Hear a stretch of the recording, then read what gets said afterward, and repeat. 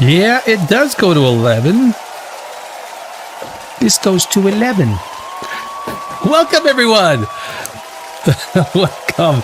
I tell you, when you're in control of the applause button, your day just becomes so much better. You know, can you imagine everything you do throughout your day if you just had a little applause button? You know, you make toast, pops up. It's perfectly golden. It's not too dark. It's not undercooked. You give yourself the applause button. Like over here, like that's perfect toast. I made great toast. You can even do the cup of coffee. You know your coffee, unless you drink your coffee black. You put your thank you. You put your creamer in it, and you know if it's the right color. If it's the right color, your coffee is so much better.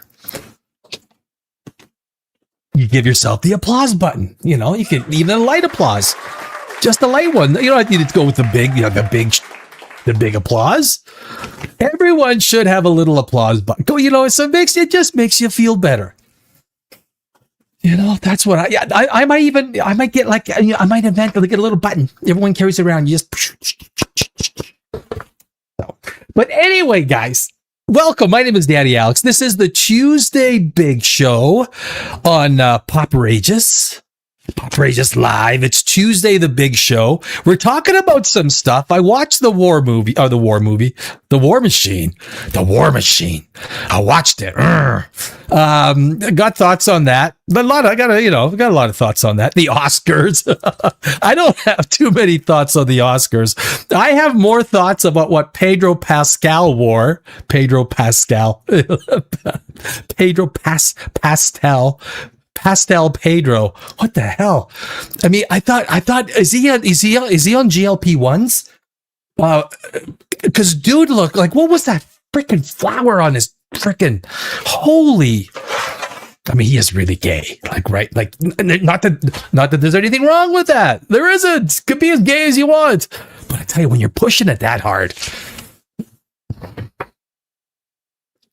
you just want the world to know you're gay. Like, hey, I'm gay. I just want to sing. It's hard to take him seriously as a superhero when dude walks up. When Robert Downey Jr. actually takes some martial arts. But Robert Downey Jr. and Pedro Pascal, if they were both soaking wet, I don't know. Oh, we got some comments. Oh, Pamela's in the house already. Hello, Pamela. Hi, guys and gals.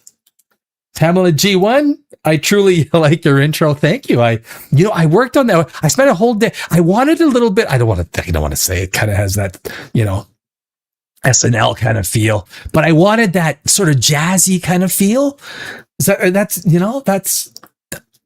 Oh, wait a second. I got the wrong. How come it didn't change? Hold on. There we go. See, there we go. There's the slate, guys. That was the Thursday big show. That was Saturday night. That was POPRAGEOUS Live at Saturday night. So today, I'm getting pretty good at this. War Machine, you know him. What's his name, right? What's his name?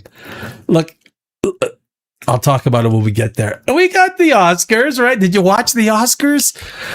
I was waiting. I kept on checking on the what the ratings were, how many people watched it. I mean, I'm going to say maybe 19 million again. 19,000,001 because I didn't watch it last year or the year before. I watched it this year. It really was quite boring. I mean, the Oscars, like, I just like the movie business and just like the Oscars, it's all getting underwhelming. What was the highlight? Pedro Pascal. What Pedro Pascal was wearing? Pastel Pedro. That big freaking flower. I know there is a little bit of stuff with what's her name? On the stairs, not Cameron Diaz. Oh my God, you know what I'm talking about. Come on, Pamela. My coffee has to be caramel. Mine too. I do. I mean, so I do. I got the Vanders in the house. Vander, my friend, how are you? Good to see you. Didn't watch the film Threat. The film Threat live stream. Film Threat. That's what's his name? Yeah, I know. I know the dude. Yeah. I don't. You know, I like him. I like him. I do. I like him. Him and Alan. I did pop on there for a little while to listen. Gary Beekler, the Beak from the nerd Beak, Captain Nerdrotic, Gary Beekler. I like him too. Yeah.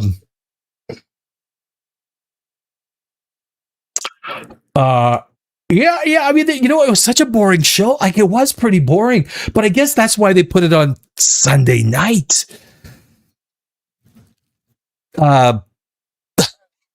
It just what was the highlight, the movies? Do you remember? I was thinking back. You know what? I will do it. We'll go back to see what movies won. Do you remember when Braveheart won? Do you remember Braveheart? That was a good freaking movie. Could Braveheart win today in today's climate? I don't know. I don't know. Dances with Wolves. I do like Dances with Wolves. I thought that there was just a great character acting. Great. I don't consider Kevin Costner a great actor by any stretch of the imagination. Field of Dreams is a great movie. So there's a few. When Kevin Costner hits the right role, he's like, well, I think that's with most actors, right? What am I saying? He's like, just both act. But, you know, I still love Dances with Wolves, guys. I mean, happy to admit it. How someone could do a movie like Dances with Wolves and then do The Postman. Now, I also don't get angry with me, okay? Don't throw stuff at your screen. I also liked, oh, geez, do I admit it? I also liked Waterworld. I did. I liked Waterworld.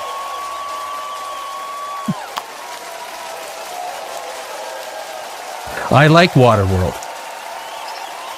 If it's on TV like Sunday afternoon, it's like, oh yeah, shit, I'll watch it. You know, I'm working here at my desk. I got my big 60-inch TV off to my right. Yeah, I'll do some Waterworld. It's like Gangs of New York, right? We had that as you got to watch this movie on Saturday.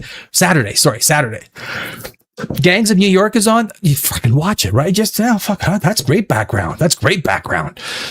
Tropic Thunder. That's great background. Lord of the Rings. That's great background. Conan the Barbarian. Excalibur.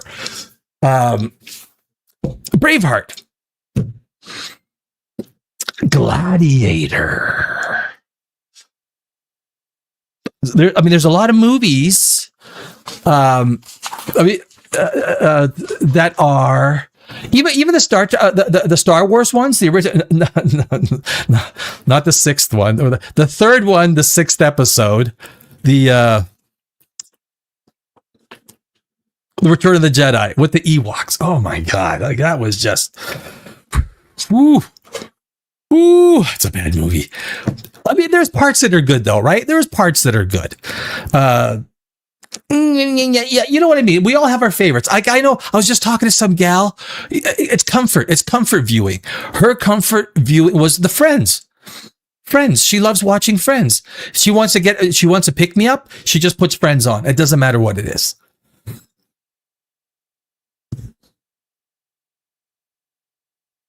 I liked Waterworld. Waterworld was okay. I like it. I thought Kevin Costner, that character, did he have a name? I don't even know if he had a name or not. He had the perfect energy. The smokers, there wasn't too much vibrato put into him. He was just a badass, right? When he took the women, what did they do? They're on his boat, and he came and he smacked them over the head with a paddle. Oh, I'm not sure if you could do that in today's world. Smack. She deserved it though, right? She fucking deserved it.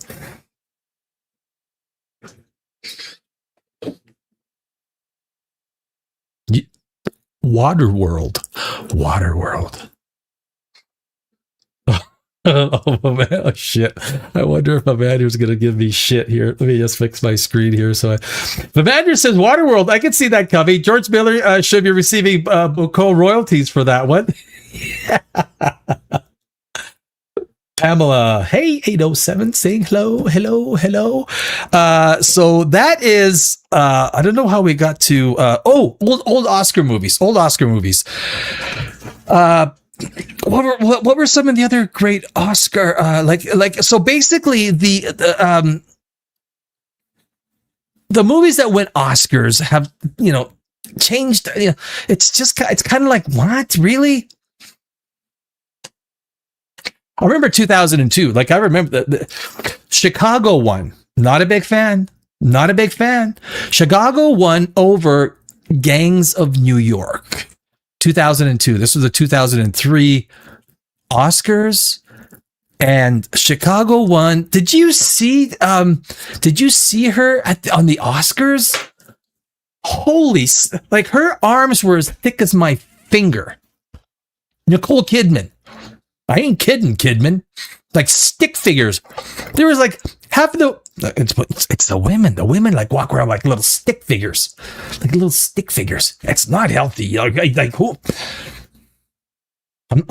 I know I'm talking to the converted. I'm preaching to my buds. Demi Moore. She's great in Landman. She's a great actress. Demi Moore's a great actress. Hollywood. Way more so than men. Hollywood tears women apart. It really does. I think there is there's some women that carry themselves incredibly well with age. I don't know what it is. Maybe the exercise, good living, sunshine. There was the Robert Redford. Look, Robert Redford and Brad Pitt. I've always said a big reason, maybe not a big reason, a partial reason why Brad Pitt has the same jawline. He looks like Robert Redford.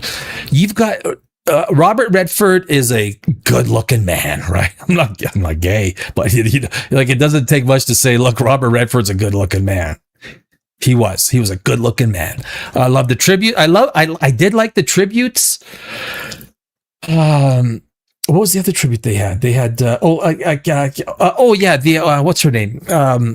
The gal. Well deserved. And but there was we're already talking. We'll get to it. We'll get to it.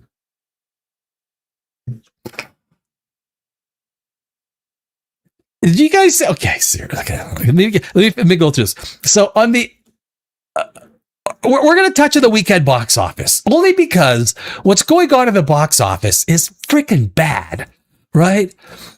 And this is a trend. This is a secular trend. It's not only just because Hollywood has basically just slit their own, Hollywood has made sure by putting out absolute shit garbage movies that are politically driven with political themes that basically offends 84% of the entire frickin' world, let alone North America, civilized world.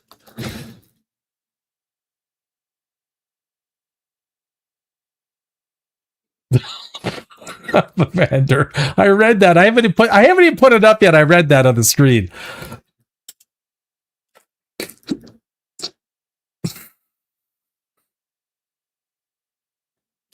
So yeah. So there's a new appetite suppressant aimed at the Latino community. Is called GLP-1.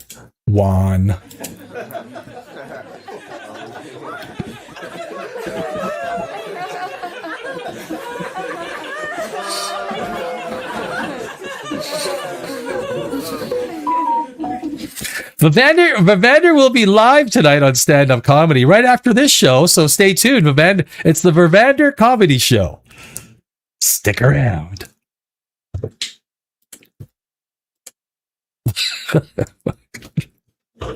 The Tuesday, it's a big show. Tuesday, March. Can you believe it's March 17th already? March 17th. It's literally, guys, it's 4 frickin' days till spring. 3 days till spring.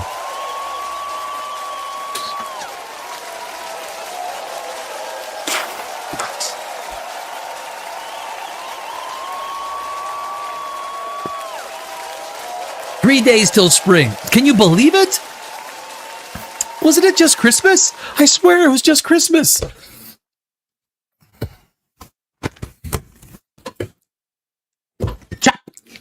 It's like Captain Kirk. Remember Captain Kirk? James T. Kirk. Spock had the Vulcan thing, and Kirk had the old. Remember, he would have a guy and he'd like chop him right there.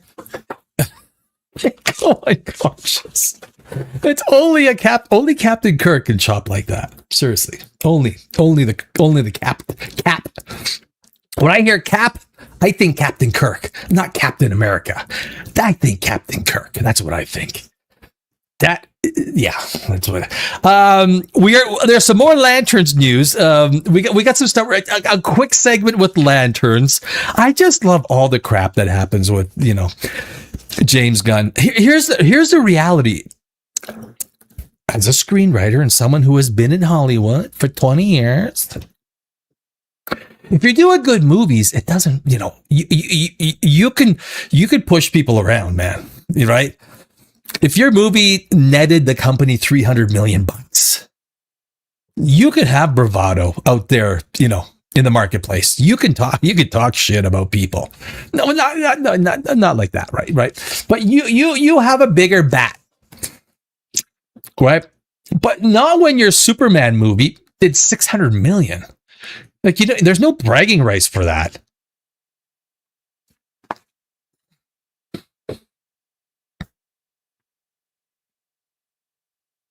Snyderverse is coming back.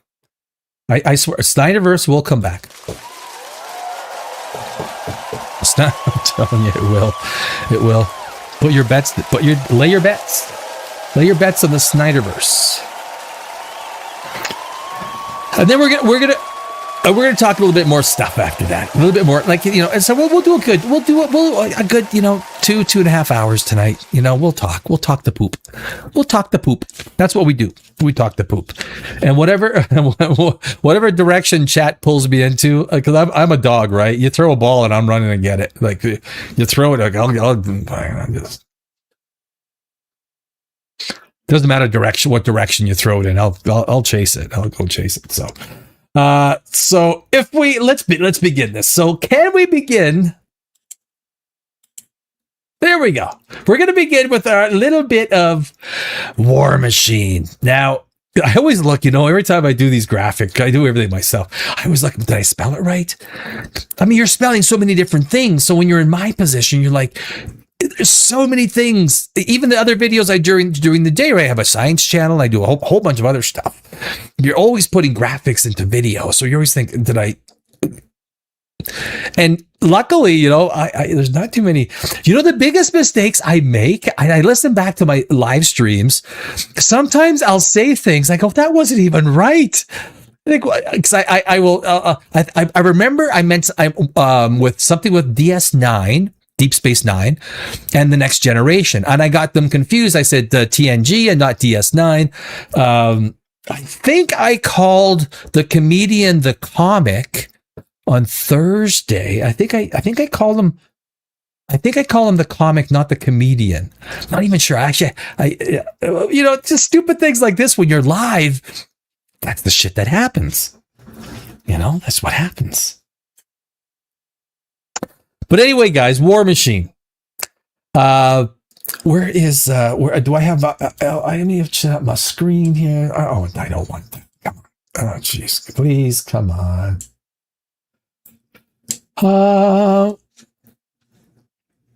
So how do we start this off? So, well, geez, am I going to get nailed for the trailer? I don't know. Like they've been nailing. So you don't want us to talk about your freaking stupid movie.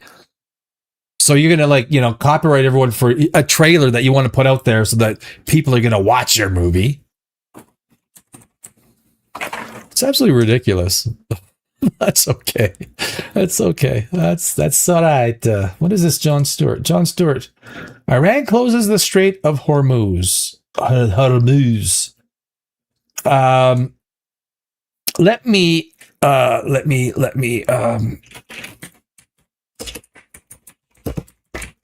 gonna play it. I'm gonna play the trailer.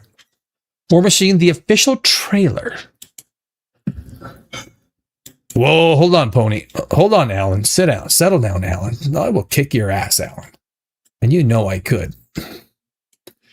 You know I could, Alan. You're a pretender, buddy. You're just a pretender. Alan Richard is just a pretender. I would whoop his ass. Actually, I don't know if he could fight. Look, I was a kickboxer for 8 years. I fucking put a lot of big guys down so fucking fast. When you know how to fight, it doesn't matter how big they fucking are. It doesn't matter. When the pounds per square inch on a side kick, when you know how to do a side kick into a solar plexus, you'd probably have to be the size of a frickin' 12-foot ogre not to be, you know, affected by that. But he's a good guy. He's a good guy. I'm not, yeah. My experience is the bigger they are, the fucking, sorry, man. It's just my experience. Okay, so I think I got it together. So if I share that, yeah, there we go. That's what we're doing. Add to stage. Yes. Okay, I'm going to go to theater mode. Excuse me as I do a little. So this is War Machine. I don't know how many of you guys have seen it. It's a Netflix movie. I do like Alan Richardson. Rich.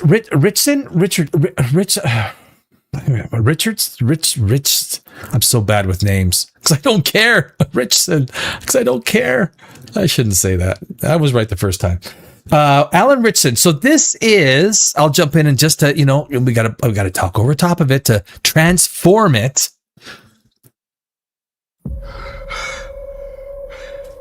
Son, you're one of the most promising candidates we've ever seen. But why are you here? I just want to get across that finish line, Sergeant Major. He wants to carry people. That was one of the themes in this movie. He wants to carry people. He likes carrying people. Half the movie is him carrying somebody. It was kind of a theme. I don't know if I think spoilers. I'm not going to give you too many spoilers. There's going to be a few spoilers because I'm kind of, that's kind of, I have no temperament. I don't know if there's too much to spoil in this movie because it's so cliche. It's so obvious. It's so, we'll talk whether it's a good movie or a bad movie after. Whoa. Rangers are the spearhead of the United States Army. Do you understand me? Yes, sir, Sergeant! Hey, slow down, Superman. I can wrestle. See, this scene right here. So you got a guy who is what? He's 6'4", 6'3". He is what they're trying to show that he is like literally half a mile ahead of everybody. And look, man, a guy who is 6'3", 6'4", whatever fucking big he is, 240 pounds is not going to be in the lead. It's going to be a guy who is 5'8". Muscular build 180. It's not going to be this fucking guy. It's like, oh, real? Okay, I get it. Okay, get it. Okay, you're trying to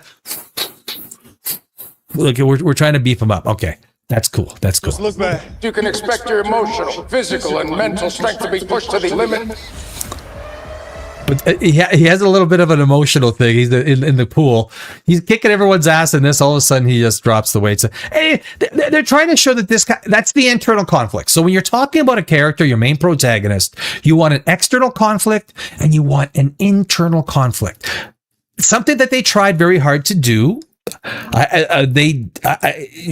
Well, we'll talk about it. Keep your eyes open. It's coming, going haywire. What the hell is that? So this was the thing. So they have this final thing with the Rangers for Ranger School to become a Ranger. And they had to go and they had to plant some explosives around this thing. And they found what they thought was, it was very close to where it was supposed to be to infiltrate enemy territory and destroy this thing, right? Oops. It's an alien robot. Motherfucker. Retreat! I have now, if... I'll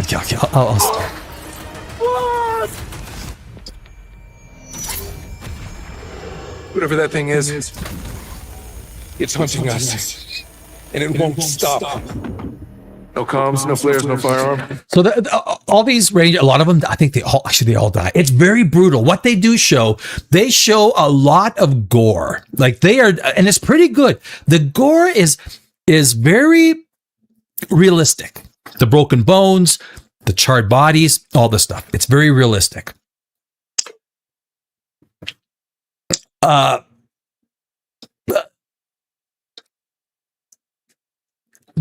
mean, that's probably the most, but it doesn't give you an emotional payoff. With these secondary characters, there's no secondary character that you're given any sort of relationship with. There's no meaning or idea that or association that they've tried to build with any of these other people. So when they die, you really don't care. Oops. We need to move.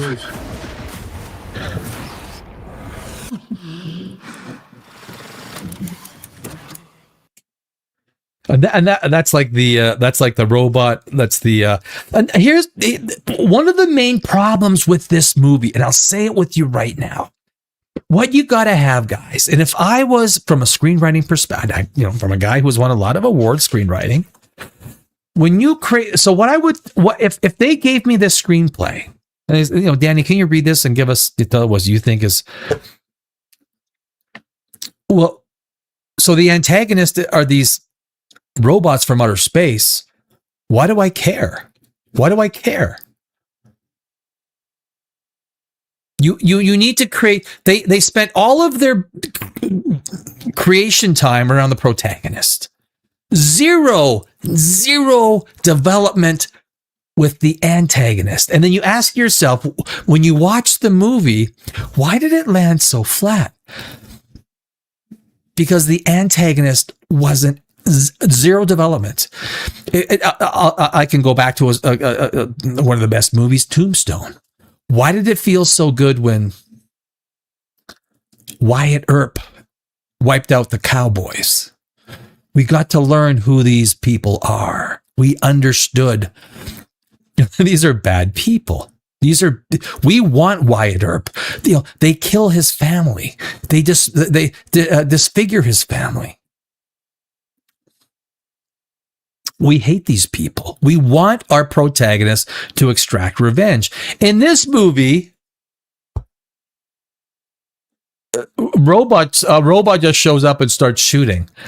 And one of the things, if you have a highly advanced robot, even today, even because you see it today, we got the Iran-Iraq thing going on.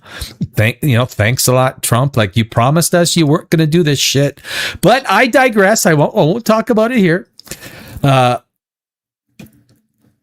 Very few missiles miss, right? Very few missiles miss. This is advanced tech. This is an advanced civilization. Not one of their frickin' missiles can hit. Like, it's like one in 30 hit. Why don't you just send one guided missile, just like the U.S. military sends? Could you imagine 100 years from now? It's like in Star Wars when they have the battles with all the major, and there's like, even Star Trek, they've got all these phasers shooting everywhere. Like, so none of those laser beams are actually lasers. A laser is photons. You cannot, magnetic fields will not close, around a light so that you can set, it will have to be a phaser, But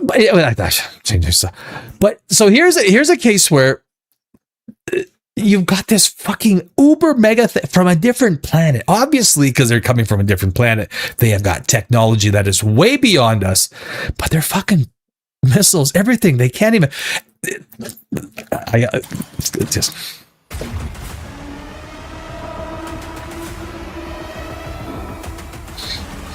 It's not about us anymore. It's warning everybody that thing's coming. Rangers, lead the way! There's a few. There's a lot of situations that are supposed to make us feel tense. It doesn't work because we don't have an overall appreciation of the protagonist, because it's way too much internal conflict, because the guy's brother dies. Alan Ritchson's character, his brother dies. They spent all their time on that and zero development with this alien invasion. Zero. So when it happens, you're like, meh. You gotta be shitting. So they got this. So they find this troop carrier. They find this troop carrier, and the point that I would make is, look, there's a woman driver. Oh, Pam, forgive me. There's a woman driver, and this robot is following this. So you're telling me a few Ranger guys and gals in training, and a troop carrier, a little armored personnel carrier, can basically almost get away from this freaking machine. But this thing explodes. Look at the explosion. That's the thing. Alan Ritchson, his character. What is his character name?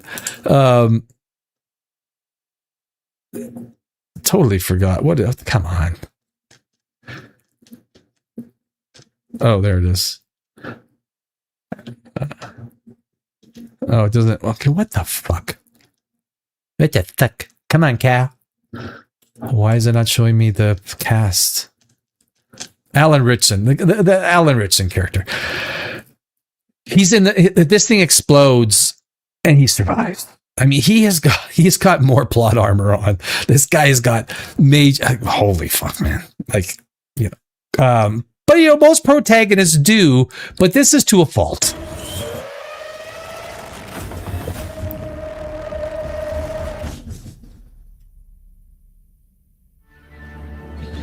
Is that it? I think that's it. That is it. So that is that there.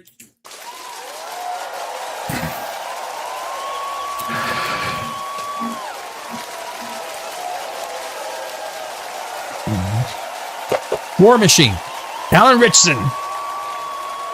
Not Alan Richardson. Not Alan Richie Rich. Ritchson. Alan Ritchson.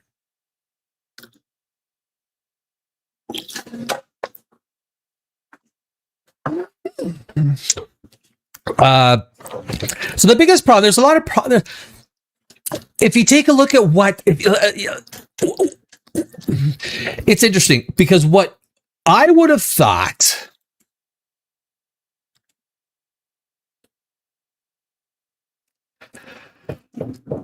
so it had 6.4 out of 10.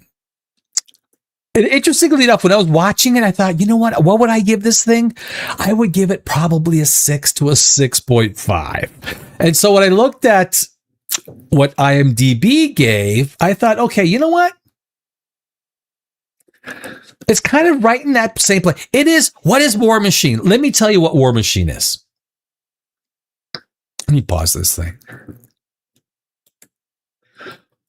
War Machine is your basic, it is your nuts and bolts, basic army, dude is trying out for the Rangers. He's your Uber guy who saves the day. He is your action hero star that goes out there. But they fail to do a couple of things that would have made this movie. You don't even know what these robots are for. You might even think that because for part of the movie, the guys that are, running the Rangers, you think, well, did they set this up? Is there something nefarious that they're doing? And that these robots are Ranger robots and there's something uber nefarious that they're doing? Because there's nothing that tells you outright that they're from outer space. Like this is like a War of the Worlds kind of thing. There's nothing that tells you that.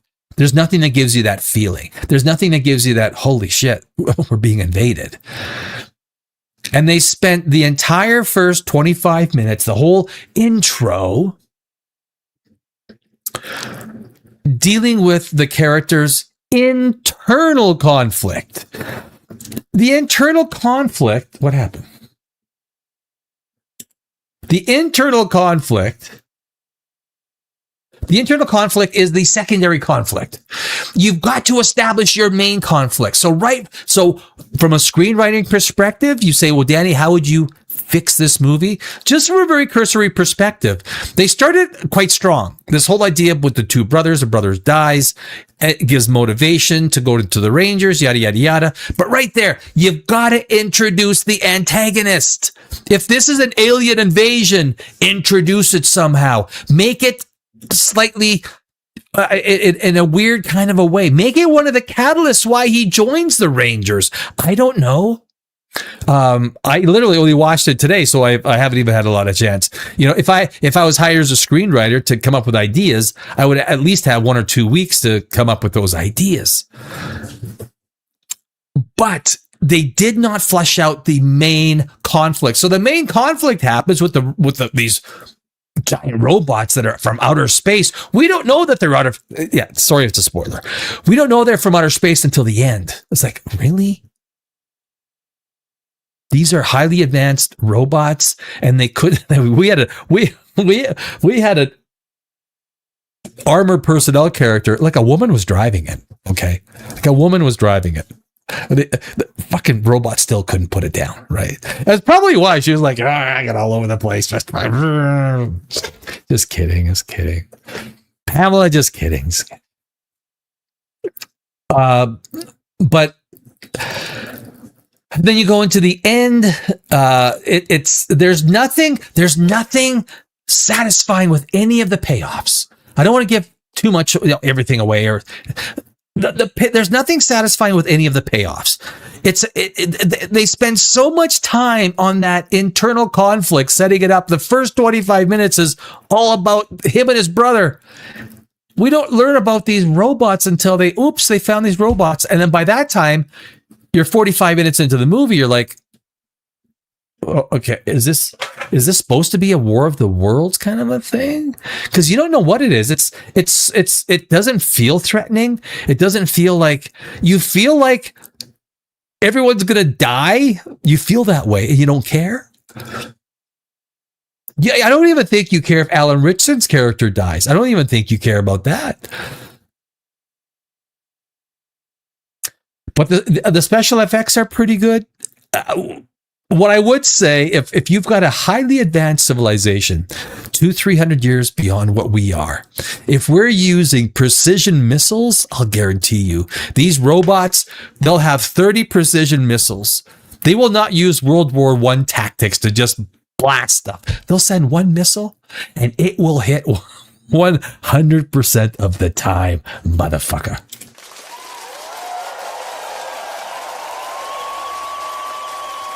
But it's the movies, so we need to look past that. Is it a good action flick? It's an okay action flick. It's a 6 out of 10. You get if you would have paid money to see this in the theater, you probably wouldn't have been happy. It's the perfect, let me say this.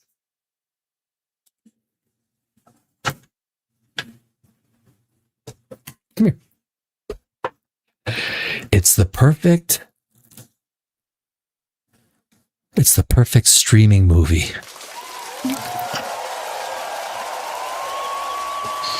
It's the perfect streaming movie. It is. That's War Machine. That is it in a nutshell. There's nothing great about it. There's nothing bad about it. except underdeveloped antagonist, a plot that is so internal conflict driven. There's not much suspense. We think there's suspense. There's a couple of places that are kind of like, the effects are okay. It's a solid 6 out of 10. It's a solid 6 out of 10, guys. Did any of you guys watch this? Let me move this over here. I think that's going to be almost. I mean those are my that's my thoughts on War Machine. If I never saw it, I wouldn't miss it. My coffee. Where do we end off here? Pamela 807. So here's the appetite. Recorded live streams are apparently a replacement for matrimony. It's like a built-in wife reminding you of everything you did wrong. Well, yeah. Alan Richardson has more juice in him than a Florida. Yes, he does. He's got some. He's doing something. Maybe it's not. It looks like growth hormone. I don't think he's a steroids guy. I think he's growth hormone. Growth hormone has much different properties. I think he's a growth hormone guy. The mech, the mech in War Machine was meh. Yeah, it walked around like my grandmother walks after riding a horse. That's good. That is good. That is really fucking good.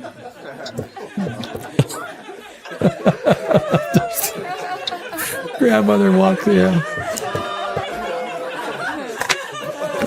I need a drink after that one. Holy shit.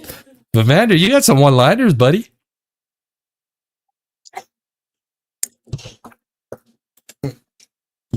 Ben Feister! Yo, sup, Danny? Sup, Ben Feister? I saw this recently myself. It was not bad. It's a popcorn flick. Yes, it's a 6 out of 10. It's a great streaming movie. Saturday night. You know what? Let's just, you know what? We'll watch War Machine. You're not going to be overly enthused. You're not going to be like, you're not. You're going to be mildly entertained enough that you. Actually, I fell asleep once.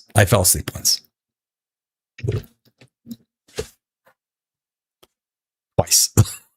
Twice I did. Fuck it. But yes, that is, yeah, it's a 6.5, 6. You don't want to see it. You don't want to spend like $30 to go watch it in theaters. It's the perfect streaming movie. This is what they do. I don't know what was the budget? A lot of times they don't release budget war.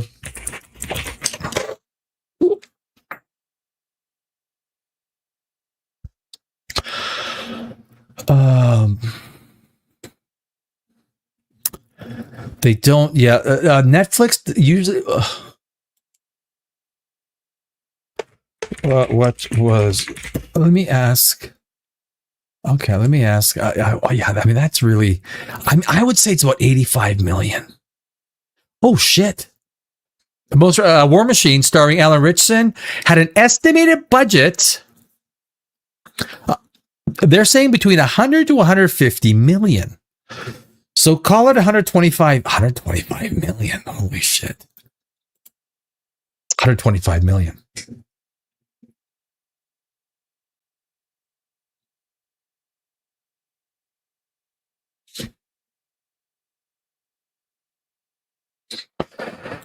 That dance was inappropriate. I once watched a flick about an old man who's... Do I want to finish this? Keeps him up at night. It's the perfect streaming movie. I get it. Ben Feister, for me, War Machine was an underrated depiction of the Terminator machine war in my honest viewpoint. I mean, it's underwhelming. Yeah, I think I read undeveloped. Yeah. It's underwhelming. Because the beginning kind of makes you feel, okay, this is setting up, this looks like this is setting up okay. But they spend all of their time on the internal conflict of the character. You always want to get two conflicts, right? The external conflict, which is your main conflict. protagonist, antagonist. What does the antagonist trying to achieve? What's the antagonist trying to achieve? The protagonist wins, is able to overcome the antagonist, given absolutely, very odds of the protagonist winning are very low. Or at least the movie needs to make you feel that way. We don't even learn about the antagonist until they literally, was it 40 minutes into it? It's like, oh, what is this? Oh, it explodes. So the bombs I did say spoilers, right?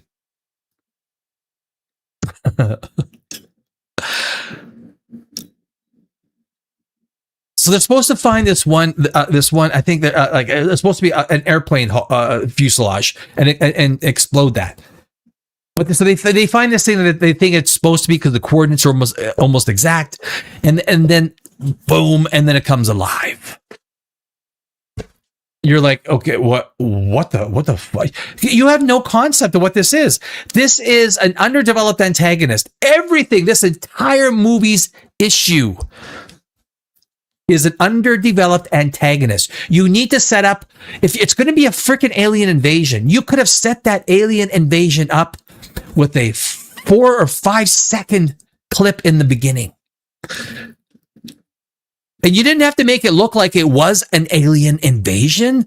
You could just make it look like, what the fuck? Is that an alien invasion? What the fuck is going on? And that's all you need to know. You got to plant it. Plant that seed into the viewer's mind. And then you go into the two brothers. Plant the freaking alien invasion. But when you leave it to the 40-minute mark, we don't give a fuck. We sure don't give a fuck about this. Like Ben Feister says, we're just sitting there eating popcorn. We have hit the point of we don't give a fuck. That's the problem. We hit the point of we do not give a fuck. So if I was the screenwriting checker, I'd say, guys, you got to put this antagonist in, Or you know what? You know what you could have, I just thought about it. You know what you could have done is you could have made that when Alan Ritchson came to his brother and they all got wiped out except Alan Ritchson, plot armor, a lot of plot armor.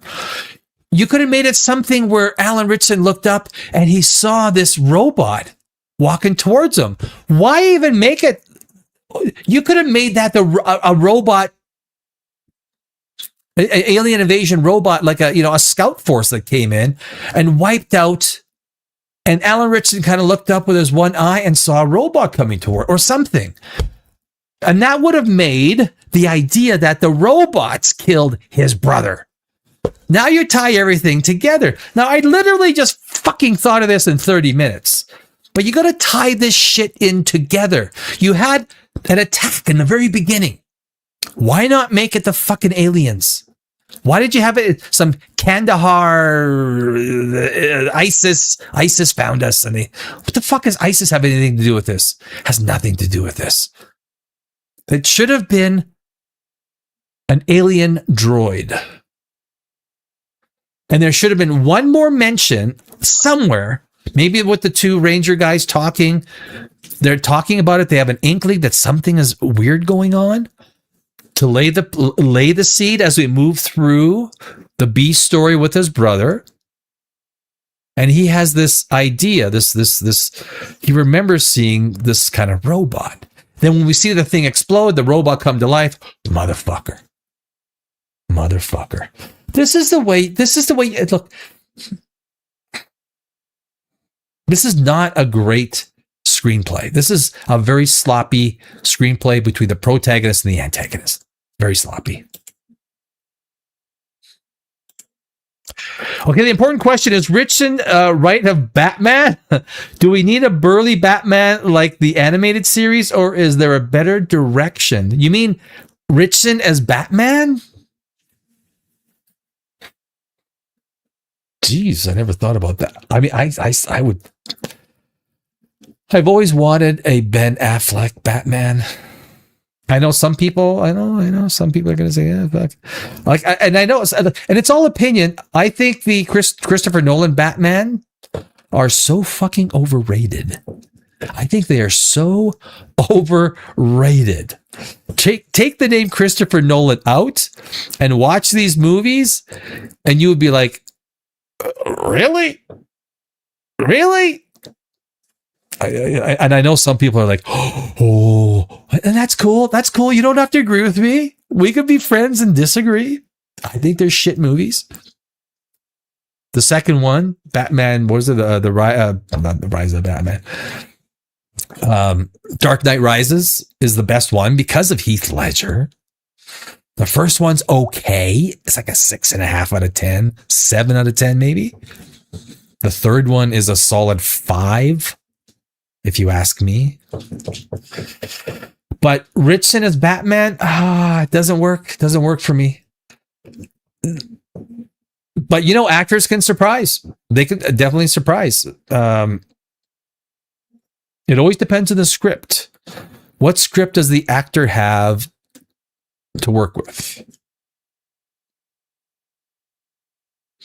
But that would be a chunky Batman, right? I mean, Ben Affleck was pretty big. He had some padding.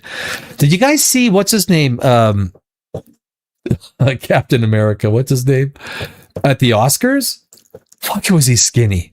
You're playing Steve Rogers? And I weigh more than you. You're like 6'2". I'm 5'9". I weigh more than you, motherfucker. Richard has been campaigning harder for the Batman role than Kamala chased the presidency. It's not possible. It's not possible, is it? It's not possible. Well,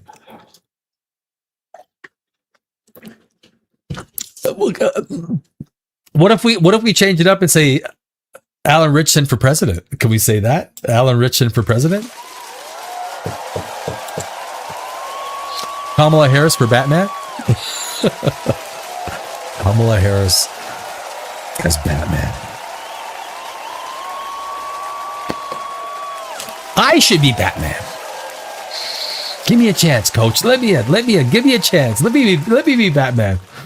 I grew up on Adam West, so my standards are all over the board. Oh, okay. Okay. Well, you grew up on Adam West, so you're probably a little bit older than I am. Because Adam West was just before me. I was born in 1967.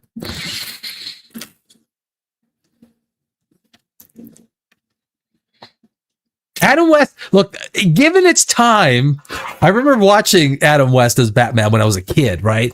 And it wasn't bad, right? Because it's all perspective. It's all based on the time that you watch it in. The concept of a superhero was very different back then. Today, our concept of a superhero is very... we need super in that hero. And I think that's and it needs to be tempered with good story. You just can't put super in there and make everything, there needs oh, another Kamala Harris. Oh shit. Kamala Harris could, or the Joker. I mean, she giggles. I mean, the both, yeah. Could audition for the Riddler since nobody can figure out what the hell she's saying. I agree. Did you hear? She's running again. She's running. She's looking at running again for president. Oh, wait a sec. No. Or probably more like this. It should be a little.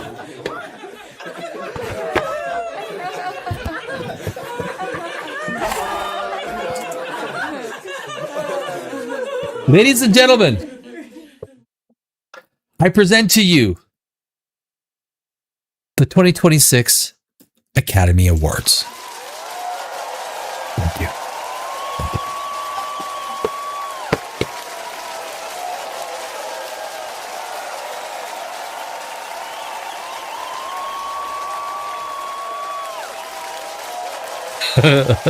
No, I have Ben Feister. For me, watching Adam West Batman is like watching SpongeBob's Mermaidum and Barnacle Boy. In the context of when it came out, right? So if I am thinking about, it came out. If you were watching this back in 1975, it looked pretty good. Ben, I totally agree with you because look, one of my favorite genres to write is horror. I write demonic horror, like really tense, scary shit. That's what I like. And when people always invoke The Exorcist, what's your favorite horror movie? They say The Exorcist. There's no way you could have fucking watched it. Because it's not scary. There's nothing scary about it. As a matter of fact, it is kind of the only reason you want to turn away is like, oh my God, that is like, oh my God, please. Like, really? It's not scary. The Exorcist is 1970s scary. Do I want to? Do I want to, Ben? Do I? Ben says he's like he's saying look up Mermaid Man and Barnacle Boy. I thought I knew.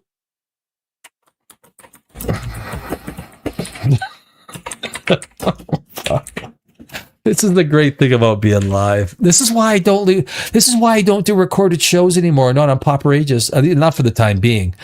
You get so much shit out there just doing live shows.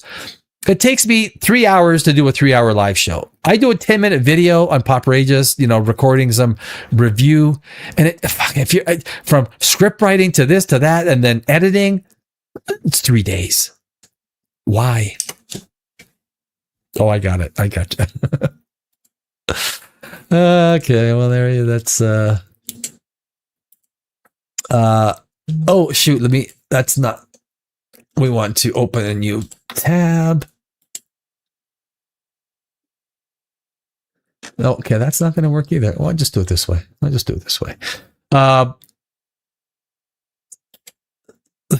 That's what Mermaid Man and Barnacle Boy. That's what.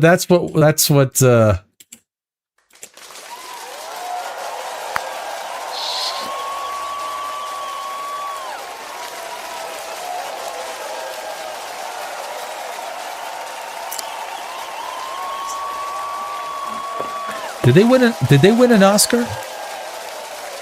Did they win an Oscar this year? They could have. Did they? I think they did, didn't they? I didn't know. I fell asleep several times. I guess this is the one. This is the one you'd want to pay attention to, right?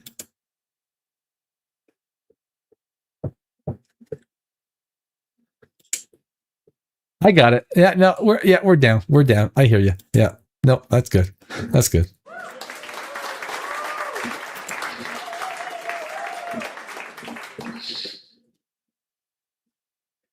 Ben Feister, I'm on the same page as you are. I'm big into good, intense horror, writing myself hence.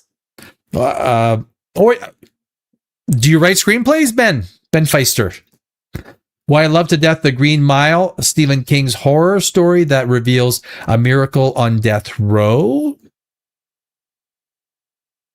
Not my favorite. I am very demonic. In a sense of the true biblical polarization of the whole idea of demonic possession, the whole idea of what would be a like a corpse, a demon, that has the power to take over a spirit, and then also the corpse. Psychological horror fucks us all up. There has been very little good psychological horror. Part of what POPRAGEOUS is when this channel really gets going, and it's always been one of the things with this channel, when it really gets going, I will take almost all the proceeds. I don't make much money off this channel. I don't make anything. But when it starts to go, it will basically, the whole idea for the channel is to put it into movies, to put it into the screenplays, my award-winning screenplays. Though actually they've all won awards. But even from my business background, to know how to spend money, know how not to spend money, on and on, and worked on Wall Street, yada yada yada. But anyway, there's a whole. I don't know. Even when because our next segment is the box office. That's our next segment. But let's finish off the Oscars. So we're dealing with the Oscars.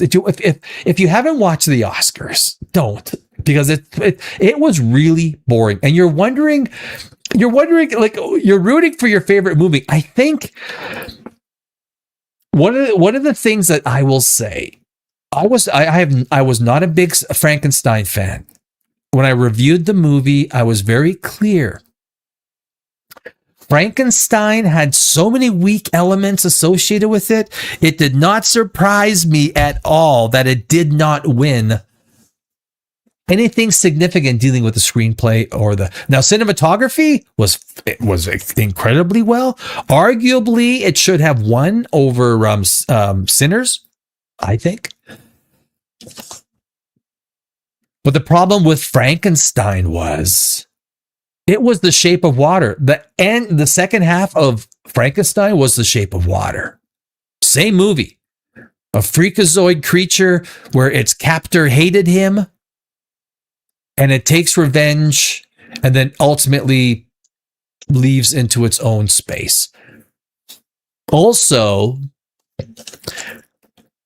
the reason why Dr. Frankenstein got angry and upset with his creation, it was so weak and manufactured. It was like he can only say one word, so you start getting angry with him. It was manufactured anger. It didn't make sense. It should have been almost. It was wrong. It was forced. It didn't make sense. From the time Dr. Frankenstein got angry at Frankenstein, at that point, watch the movie again and you'll think, okay, this doesn't feel genuine. This feels forced. It feels fake. You're trying to grasp at reasons for Dr. Frankenstein to hate. You're creating tension out of thin air. And then everything after that was a Lego block. Lego blocks. Okay, so now she's got to die. The marriage, this block, yada, yada, yada. Why is Frankenstein scared of Dr. Frankenstein coming after him? He already knows he's immortal. Why is he running away? Fuck. Like, here I am, bruh. Here I am. We get to the dynamite scene. The dynamite scene was a little stupid. I mean, that's better healing powers than fucking Deadpool. It's better healing powers than freaking Wolverine.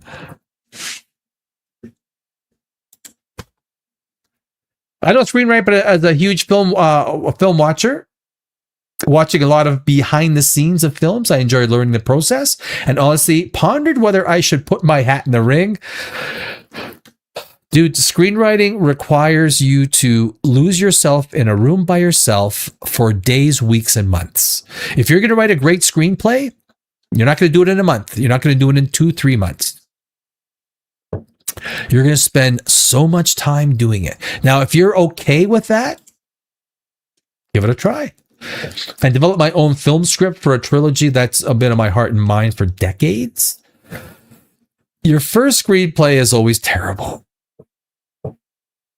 I mean, I've written so many. I mean, not a huge amount. I don't want to make it sound like I've written 86 were shit. Actually, the very first screenplay I wrote, I rewrote, and it's my most winningest screenplay ever. So because conceptually, but it takes a long time. And I was an English major, university, creative writing. But you got to do it. You got to get out there and practice it. You got to practice it. Like writing, you can read, if you're going to write one novel, you could read 20 novels in the time that you write one novel. It's the same thing with a screenplay. Read a screenplay like Alien, the Alien, Sigourney Weaver, the first Alien. Read that screenplay. It's a good screenplay to start. I asked this demon lawyer why it took control of my soul, and he said possession is 9/10 of the law.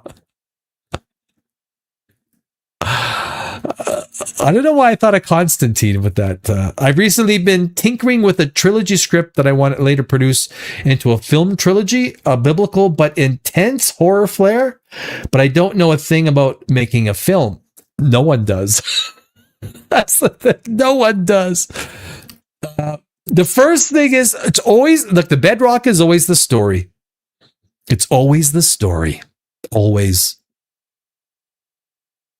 And yeah, and now you're seeing the problem. Now you've got to write a screenplay.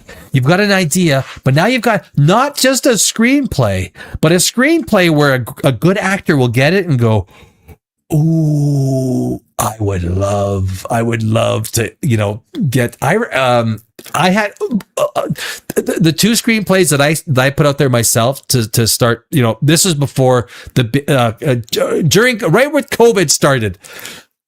I had some very big actor, everything from, what's his name? Tool Time.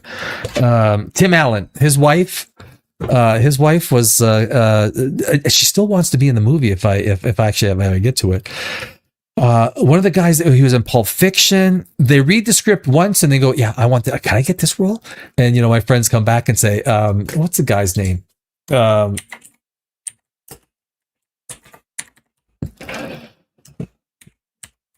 There's a few, like, I know that Tim Allen read my screenplays because his wife was, she is fantastic. She is a great lady.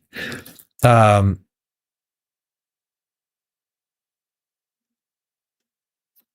is it showing? Oh, I see. I got it. Okay.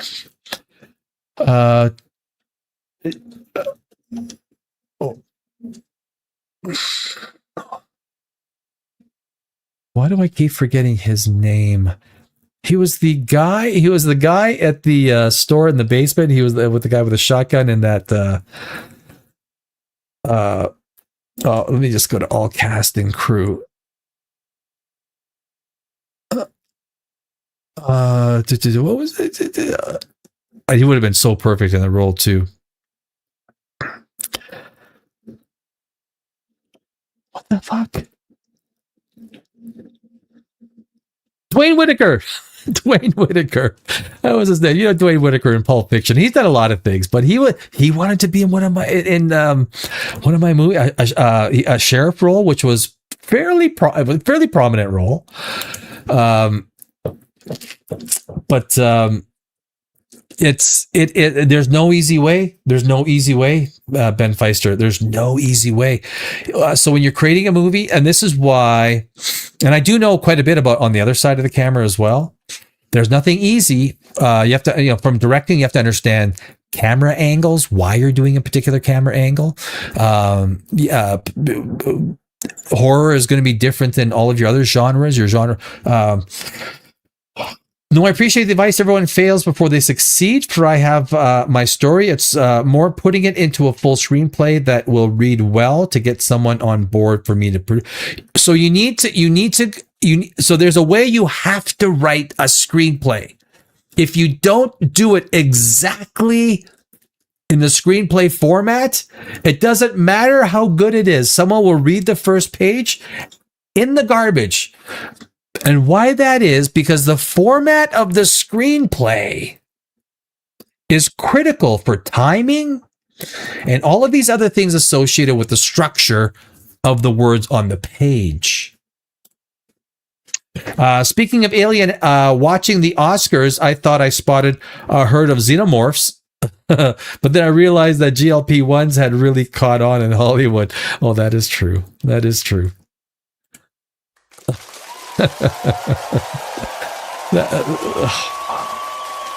Demi Moore and Nicole Kidman. Those are the two that I found.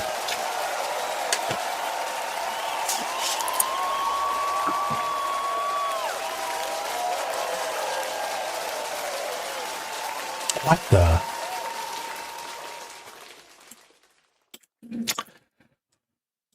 Oh, so where we got? So War Machine. We're done with War Machine. So the Academy Awards. I don't know. So let me do this. Let me do this. I'm gonna collapse them all. I don't want to go through each. Expand all, collapse all. Except for Best Motion Picture. Now, I don't know. Many people will argue this is a forgettable list of movies. One Battle After Another did win. F1 the movie, F1 FU was a better choice than that one. Frankenstein, not a fan. Not a fan. It does not surprise me that it won almost nothing because it's for those of you who think it's a good movie, I don't know what you're watching. It is The Shape of Water all over again. And the forced drama, the forced tension over, really? You're freaking getting upset over that? That's what you're getting upset about? This is why everything has started, because you were upset about a word? Hamnet, Marty Supreme. I haven't seen Marty Supreme, but honestly, from what I've seen, maybe that one should have been more of a winner than not. Ping pong? Are you kidding me? Sentimental Value, Sinners, Train Dreams. I gotta watch some of these movies. I think I want to see 2 or 3 of these movies. It was, of course, the winner is One Battle After Another. Best performance by an actor in a leading role. I'm sorry, I don't agree. Michael B. Jordan. No, really? There really wasn't enough depth or anything in there. For what I know, I would have maybe thought Timothée Chalamet would have won that one. Like a true bona fide character where there's certain depth. I don't know, but it's a fairly like. Can we have a 6th choice? Kind of, best performance by an actress in a leading role. Jessie Buckley, like in Hamnet. Okay, okay, what? Who? I mean, Bugonia, Emma Stone look freaking like, geez. She plays intense roles, and she is a freaking good actress, Emma Stone. She is a really good actress. Best performance by an actor in a supporting role. The only guy who did not show up. Sean Penn is another great actor. He is. Benicio del Toro. He is always a good pick. Stellan Skarsgård. My favorite Stellan Skarsgård when he played the Viking leader, the Viking king in Arthur. So good. So good. So good. Amy Madigan, winner, best performance by an actress in a supporting role. I mean, she did good. I thought Weapons was overrated. That's my thought. Best achievement in directing, Paul Thomas Anderson. It's a fairly weak slate all around. Best original screenplay, Sinners. I mean, it's a pretty weak. I mean, look at the choice. Best adapted screenplay, One Battle After Another, adapted from a novel or some other writing. Best achievement in cinematography, yada yada yada. But anyway, that's not. I'm not. Oh, I got the hiccups. Excuse me 1 second.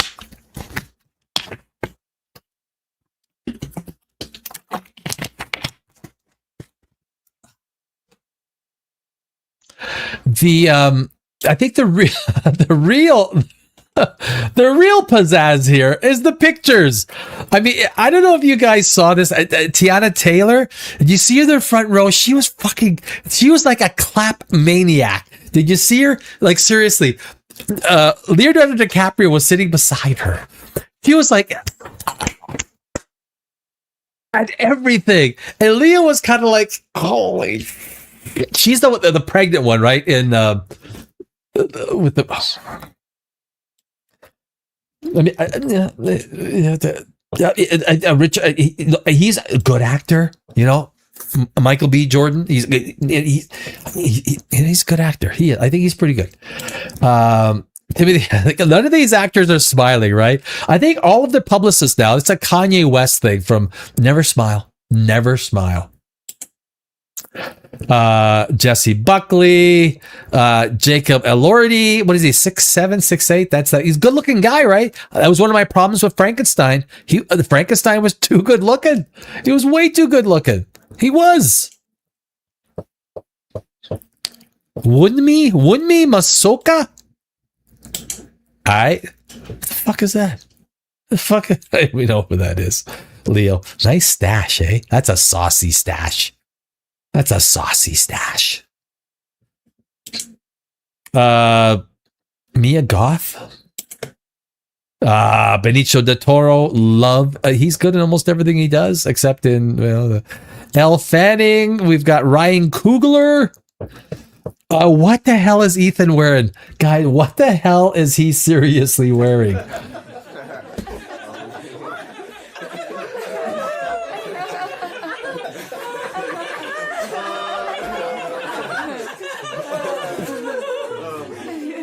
the hell is that?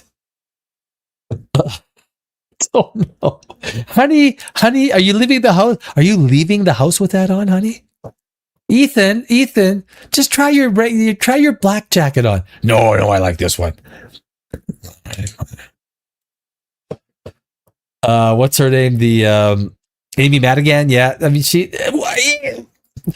given what were the options, it probably wasn't a bad choice. I actually don't mind the jacket. I don't mind the jacket at all. Paul Mescal, Emma Stone. I love Emma Stone. I think she's a great freaking actress. Emma Stone is a great actress. Anne Hathaway, her bit, she did that bit with what's her name at the podium. It was so awkward. Oh my God. I know it was supposed to be a comedy bit. That was another thing with the Oscars. Very little. I keep forgetting to do that. I always keep a comment on there.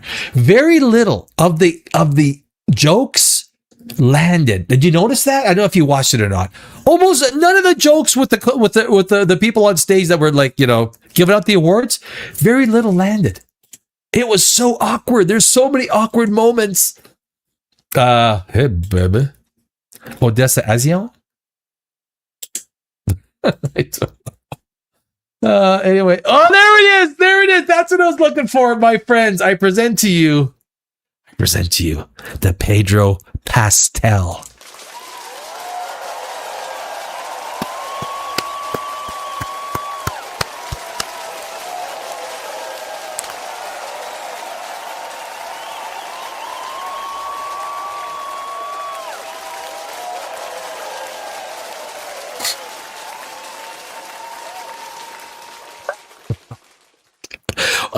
Seriously, what is that freaking flower? What is this thing?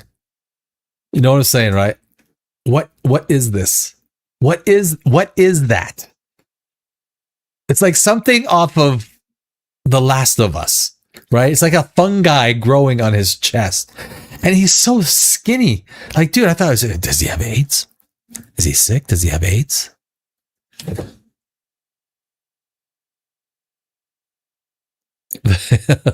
He'll play the next Conan the Barbarian somehow, right? Like, yeah, what the fuck? In case of glass, there's like this thing in Hollywood. In case of he's standing behind it. If you need an actor, in case of needing an actor, break glass, and Pedro Pascal, he'll be in it. I mean, that was the big one that I was. That's Idris. No. Chris Evans. Look at how skinny he is. He's supposed to be he's Steve Rogers.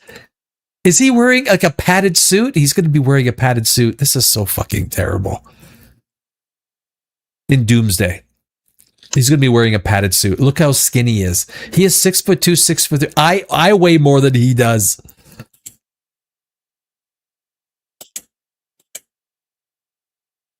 Javier Bardem. Kate Hudson. I like Kate Hudson. I do. I like Kate Hudson. Jacob Elordi. Frankenstein. Tall guy.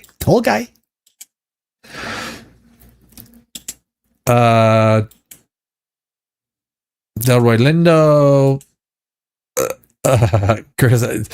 Jesse Plemons. He's a great actor. But really, when you take a look at Priyanka Chopra Jonas, she was a presenter. Nick Jonas, I think the only thing he did was take this picture at the I do have a thing with I did meet not Jonathan, the other in a Enterprise. They were in front of me at Enterprise renting a car, and they were in front of me, and I remembered the South Park episode where Mickey Mouse beat the crap out of him, and I was like, I was there by myself, and I was like, oh my, and they were talking with his buddy. His buddy came from out of town. Very unassuming guy. And I said, wait, weren't you the one where Mickey Mouse, you're the one that Mickey Mouse beat the crap out of, right? Weren't you the one? And I don't remember my exact words. And he stopped and he turned around and looked at me. He was not amused. And he is not a big guy, right? I'm like 5'9". He was 5'6.5". He wasn't 5'7". I'm like, what the fuck is a joke, bro? What are you gonna punch me? You gonna punch me? Oh, it's so painful. Oh, poor little baby being a multimillionaire, and then some guy at an Enterprise thing making fun of, Mickey Mouse beating up on you at South Park. You little fucking whiny little baby. Like, yeah, you turn back around and I'll fucking bitch slap you. You fucking. Anyway, that's plenty enough. That is plenty, guys. That is my Oscar coverage. Way too fucking long. Way too long.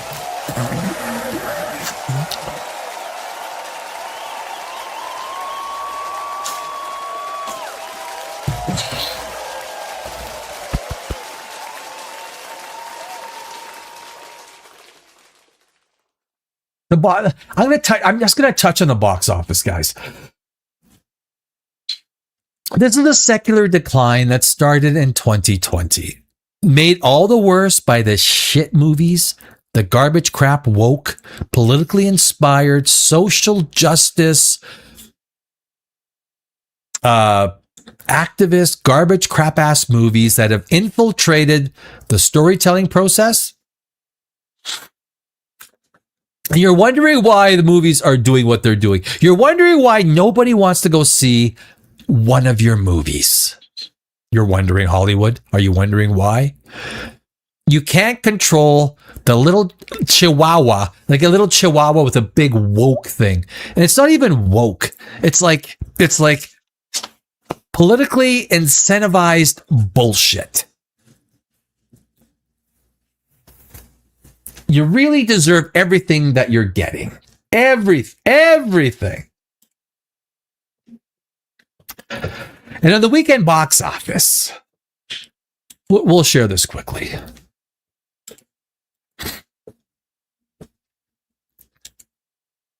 What do we want to see here? So look at these numbers. I mean, on Friday, March the 13th, Friday, $26 million total in the domestic box office. Saturday, $30 million. And Sunday, only $20 million. But this is a consistent theme throughout the year.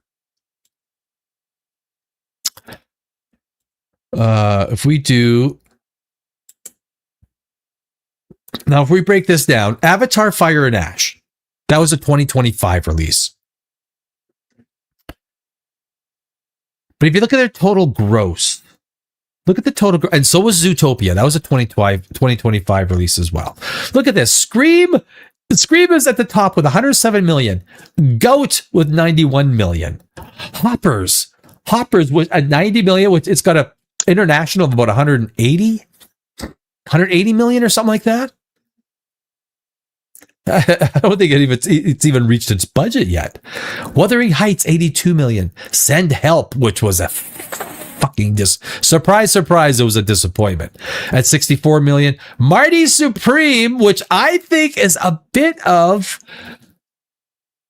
a surprise at 95 million. Crime 101, Anaconda. You see look, we are already in mid-March, and the highest grossing movie domestically is $107 million.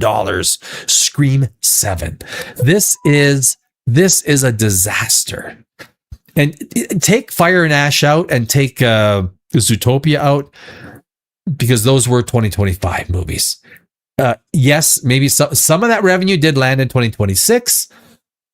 I think most of that revenue did land in 2026. But if you're literally just taking a look at 2026 releases, this is pretty bad. It's pretty bad. And if you take a I don't want to say that one. Take a look at the leaderboard. Hoppers, and this is just a great reflection. Walt Disney Studios, this is a Pixar release, $168 million worldwide. Hoppers budget. Hoppers movie budget. Production budget, just in case you don't believe me, it's got a production budget of $150 million right there, my friends, right there. You see that?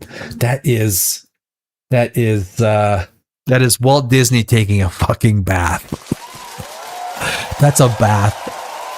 That is.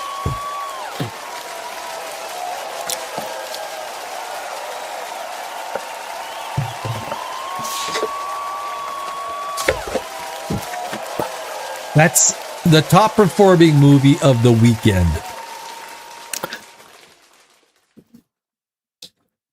$150 million. Oh, where we at? There we go. $150 million budget. So if you take marketing, call it,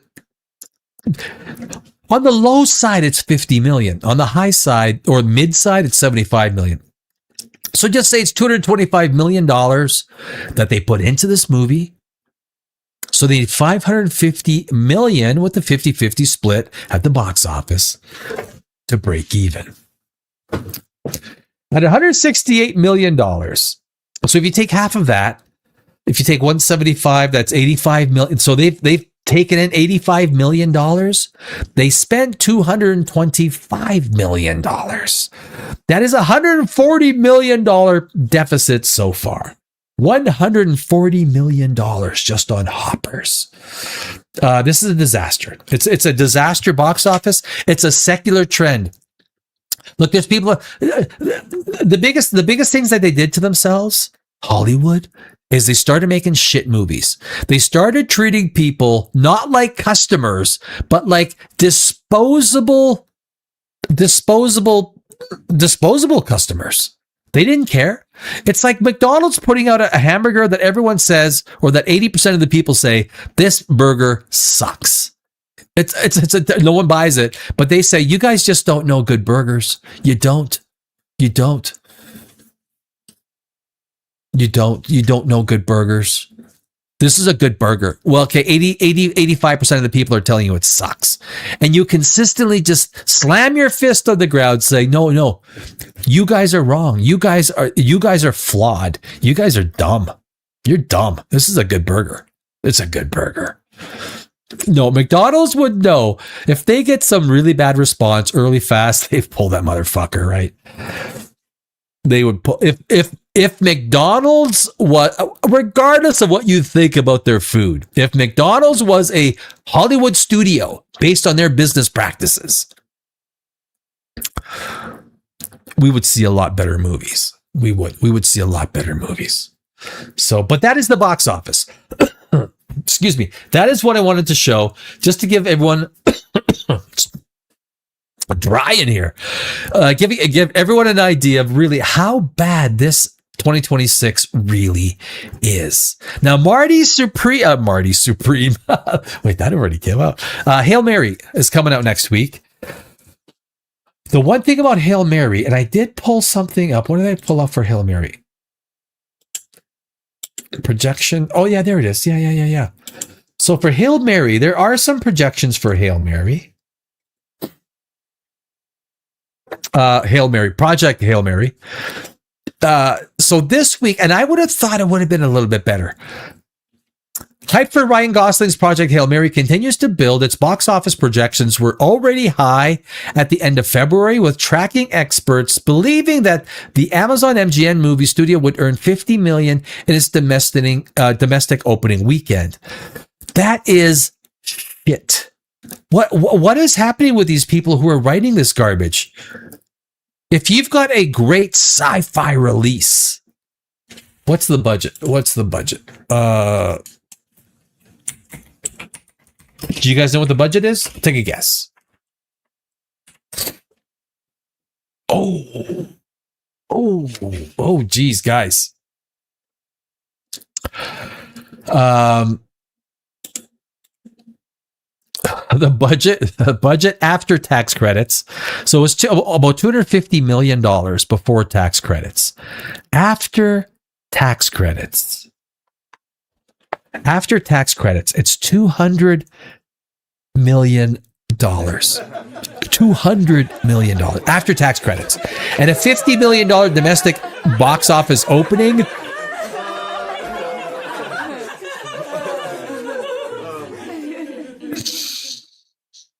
This movie's going to lose 100 to 150 million. It will. 100 million. This movie will lose 100 million.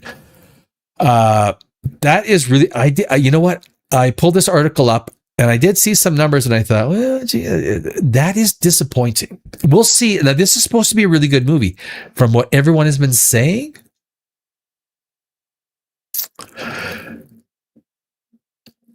And as we heard, towards its theatrical release on March 20th, 2026, it has some early access showings on March 16th. These predictions have swelled. Fucking, these people's propensity for hyperbole is sickening. It's swelled to 50 million.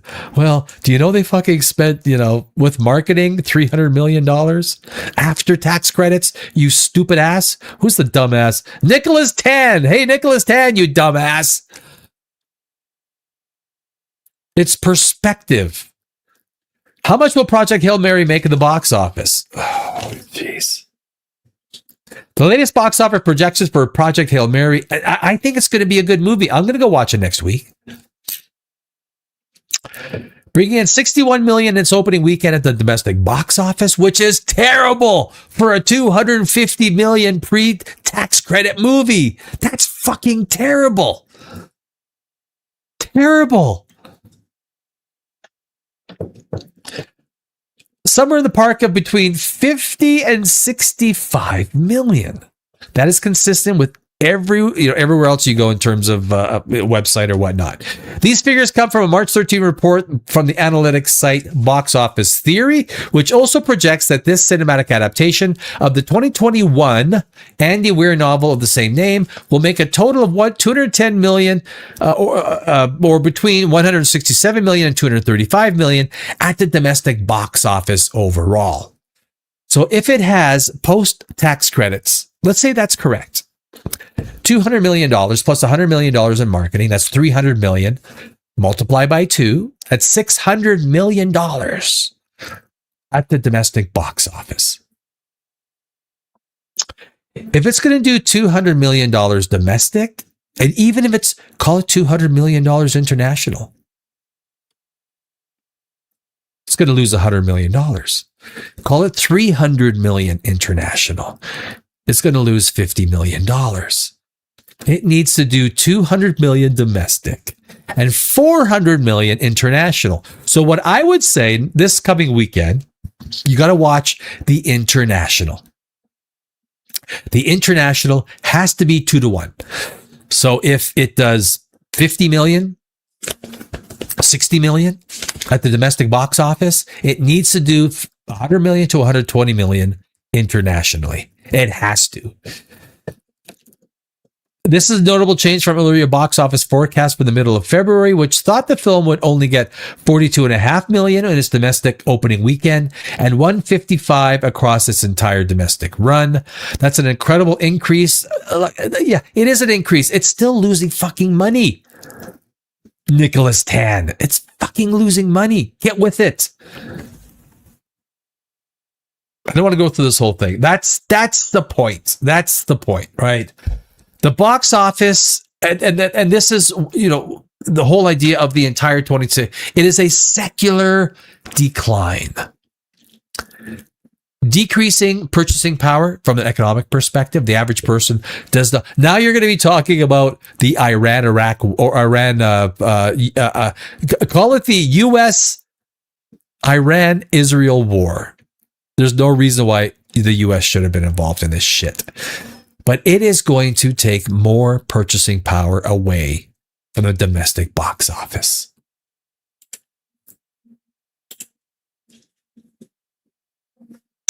The box office in 2026 is in big fucking trouble.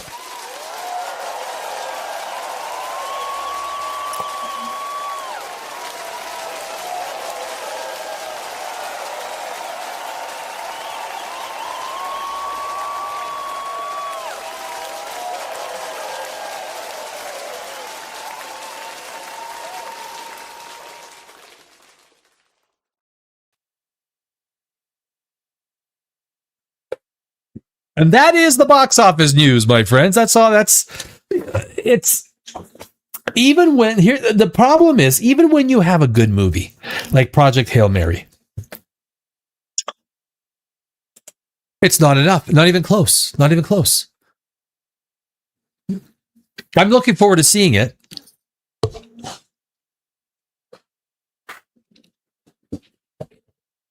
But these movies keep going down and down year after year. It's a secular change. What the industry has to do is reinvent the entire cinematic experience. And maybe they're trying to. It doesn't seem like they are. It seems like the same old, you go to a movie theater, it's the same old stuff, same old thing. Maybe you got to gift wrap the cinematic experience with dinner, like maybe a arcade, like a, what's the name, the Busters, Ghostbusters, arcade type experience where you got dinner and a movie and arcade. It's a whole evening out with the family or friends, right? I don't know. It's bad. It's bad. The cinematic movie experience is going, it's going into the toilet, my friends. The toilet. Where were we? I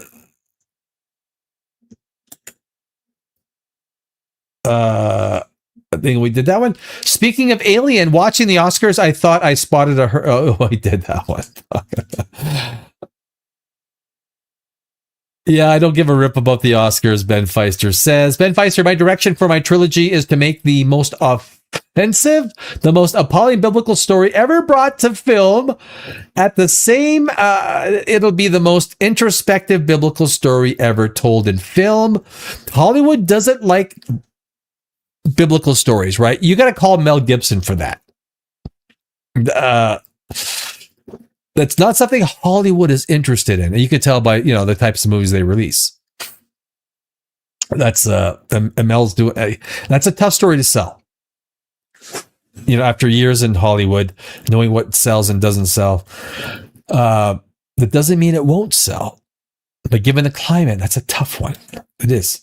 If I was given a green light to write and help produce a film, I would with Guy Ritchie. Well, fuck yeah. There's a lot of people I would say, okay, I'll do it. Okay, that's what okay, I'll do it. Okay, twist my arm. Fuck, I'll do it. For Sherlock Holmes third sequel. I am okay. I am not. I got you. I am losing more of my appeal and zest. I particularly didn't like the Robert Downey Jr. and what's his name during the Oscars on stage. You know, their little. It didn't. None of those bits when it came across very well. It was so awkward across the entire show. Does Robert Downey Jr. still have it in him to make, you know, he's old man Iron Man now. That's what he is. He is a 120-pound. I mean, he wears like what, 3-inch, 4-inch elevator shoes. He's 5'7" or something like that. How tall is Robert Downey? Because he's known for his elevator shoes, right? Robert Downey Jr. The best place is Celeb Heights. 5'7"3/4. So he is an inch shorter than me. I'm easily 50 pounds heavier. Easily.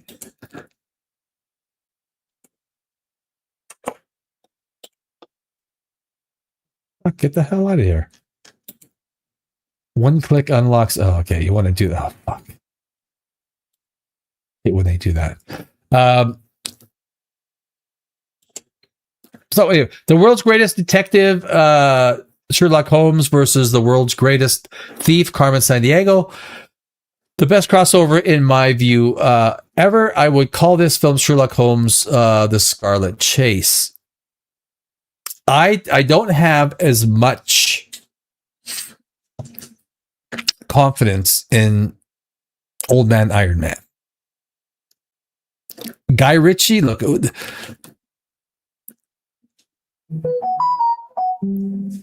I do with with Guy Ritchie, but the first two movies were highly successful. So I don't know. I mean, it's just a gut feeling. It's only my gut. I would pay so much more to see this crossover happen. The core idea: they both win and they both lose. Sherlock wins by defeating who hires Carmen to steal an item, and Sherlock retrieves the item. What was just canceled? Buffy the Vampire. Buffy was just canceled, right? They said, apparently the script and everything was really woke. Like, it was really, holy shit. I like the sound of that. Or I like the idea that these scripts or these ideas that are coming in uber feminist, uber woke. The stupidest movement, can I just say this right now? The stupidest movement in the history of humankind, in the history of frickin' humankind, was the Me Too movement. The stupidest ever. Numero uno.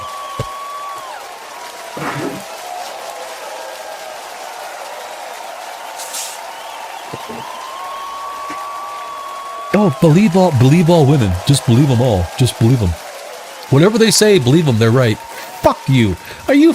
Oh my God. I think it's. I've said enough. Ben Feister says, in my view, Carmen Sandiego and Sherlock Holmes have the same intellect, but the opposite of the same intellectual archetype. Yeah, well, I mean, I don't disagree with you. The tease will Carmen Sandiego Fox Sherlock Holmes, or will Sherlock Holmes will finally end Carmen's legendary career? It always deals with rights. Who gets what? What does even with Robert Downey Jr. Like trying to get actors to sign on. Robert Downey Jr. He's still like, he's old man Iron Man. Do you want to give him that kind of freaking money? Look, dude, you look like an old man. You do. You do look like an old man. He does. He's only 3, 4, 5 years older than I am. Fuck, if I look like that in 3 or 4 or 5 years, Oh, fuck me. No way. There's no way. The Vandar. What do you mean that Hollywood hates Christian themes? The Passion of the Christ was across. The Passion of the Christ was 25 years ago, bro.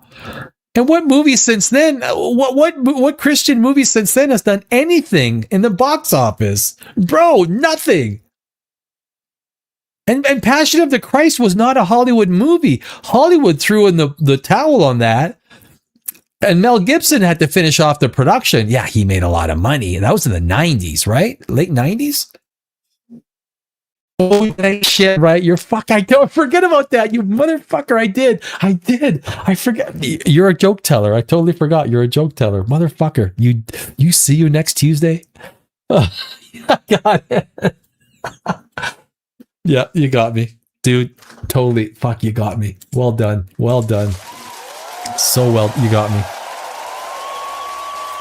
Bro, that was... No. I know. I should have known better. Vavander. My friend Vervander. I know. I get it. I get it. I know. Right. Of course. I know. Shit. You missed the shit. For me, it was Harrison Ford can still play Indiana Jones at 80 years old. That in my review, RDJ may still got if he returns to Sherlock Holmes. That was a terrible role, that last Indiana Jones. I thought that was a terrible way. That was, and I think that was almost embarrassing for Indiana Jones.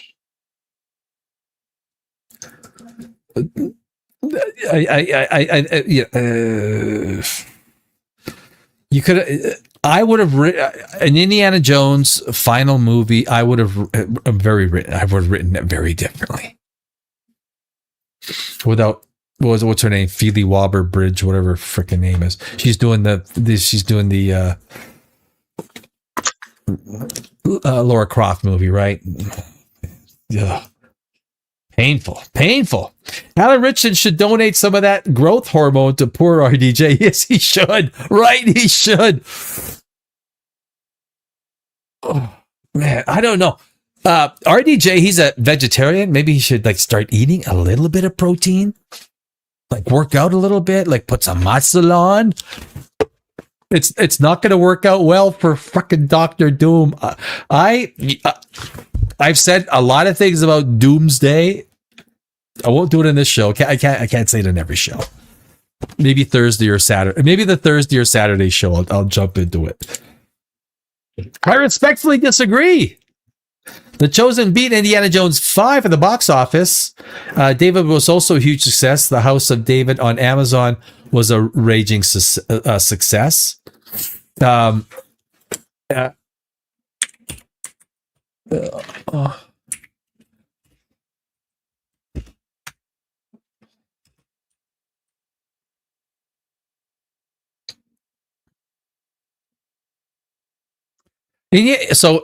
can I share this one? So, Indiana Jones.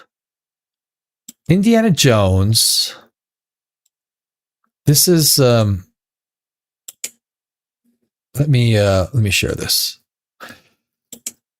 Add to stage. We'll go like that. So, Indiana Jones. Can I make that bigger? So it looks okay. I think that looks okay, right? Yeah. So Indiana Jones and the Dial of Destiny, right? That's what you're talking about. Had a production budget of approximately $419 million. According to Disney UK's financial filings reported by Forbes, this immense budget, largely due to pandemic delays and extensive de-aging technology, makes it one of the most expensive films ever made, leading to a significant box office loss against its $384 million worldwide gross. So if you take $419 and you take even just, they call it $100 million in marketing. So you just had over $1 billion, call it just over $1 billion required to break even. The worldwide gross was $384 million. So you could do it. So they get half of that. Call it $200 million. They get $200 million against 520 million. They lost $320 million. 300 Disney lost $320 million. Ben Feister. Ben, Senior, my friend. I agree with you. Indiana Jones being my childhood hero, I would write a far better story than the Dial of Destiny. Phoebe Waller-Bridge. Look, there is all this shit. All this shit gets put into it. When you, yeah, no, I hear you, Ben Feister. And this is the problem, right? This is the problem. When you write a screenplay, and that's my thing. That's my thing.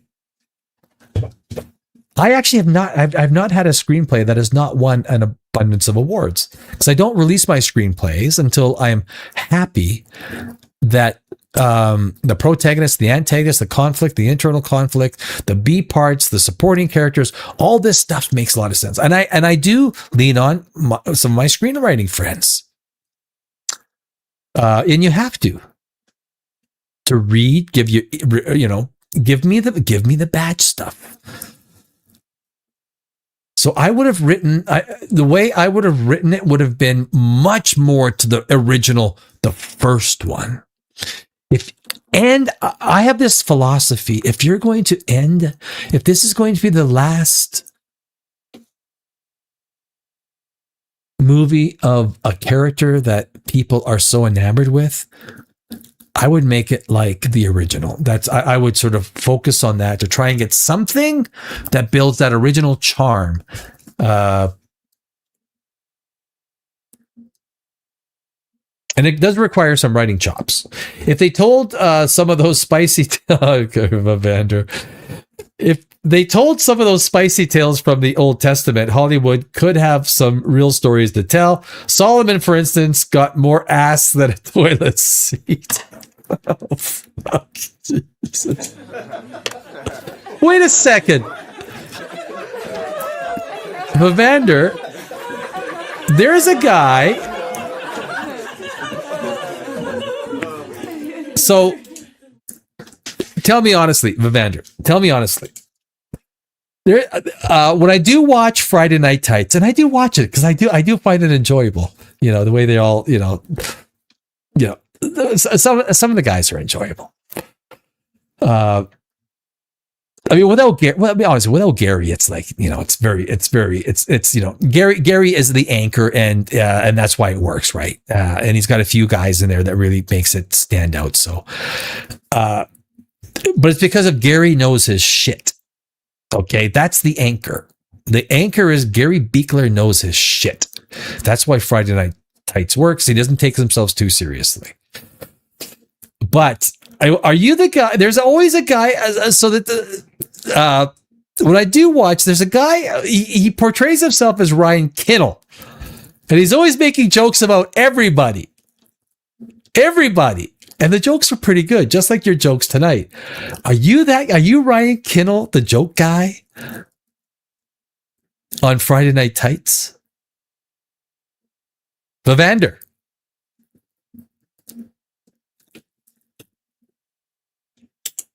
Ben Feister, for me, a good final Harrison Ford Indiana Jones film.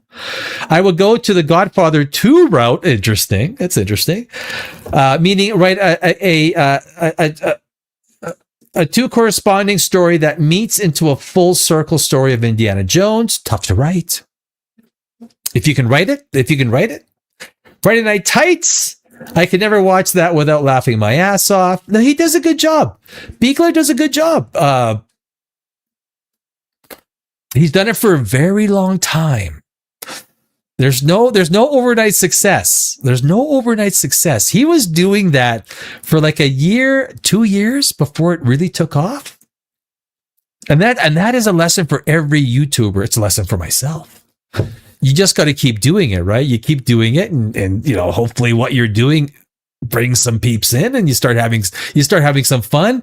You don't take yourself too seriously. You're not right all the time. You're not wrong all the time. Everyone's got an opinion. Everyone gets an opinion, and that's cool, right? I mean, no, I'm not that guy. I'm too damn cheap to super chat.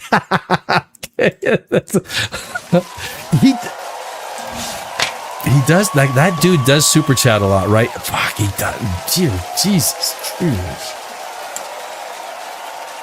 He got that same pizzazz as that dude. But yeah, that dude super chats a lot. The funny thing is, people ask me about this. Funny thing is about POPRAGEOUS is I was monetized. This channel was monetized.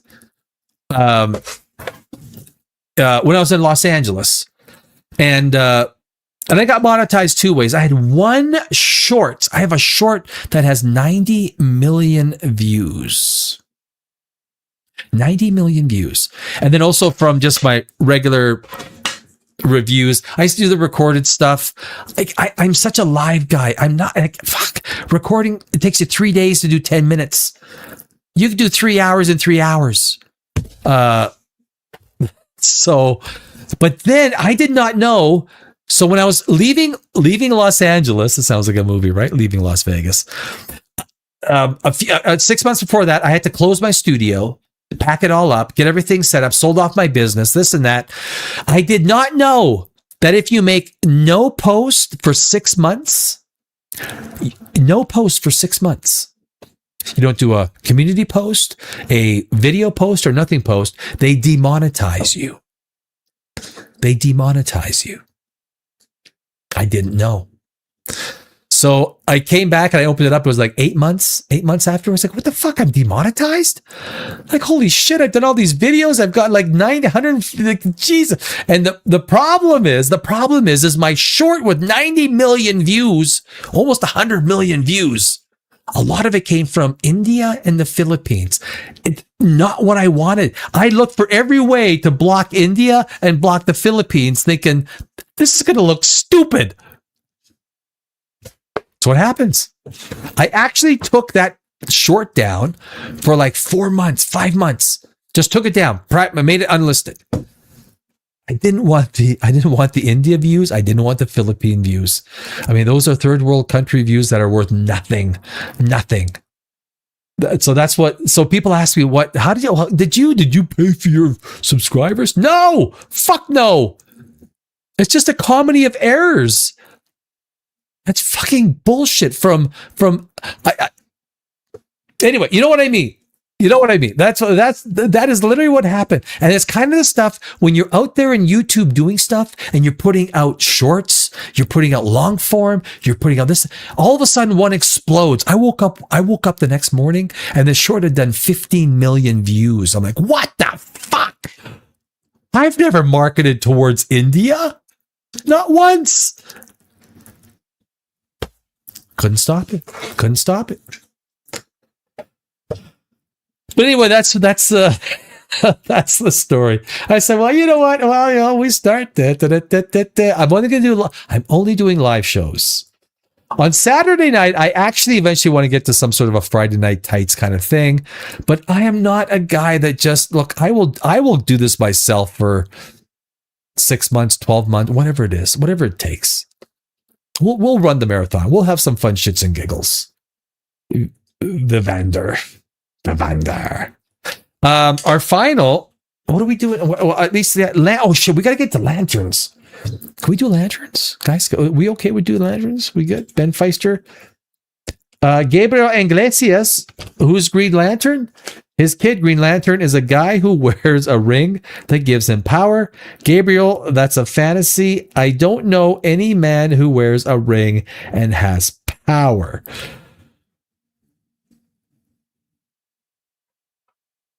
Gabriel Iglesias? Gabriel.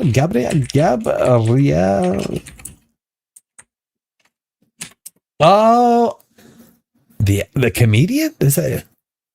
Am I missing something? What am I missing?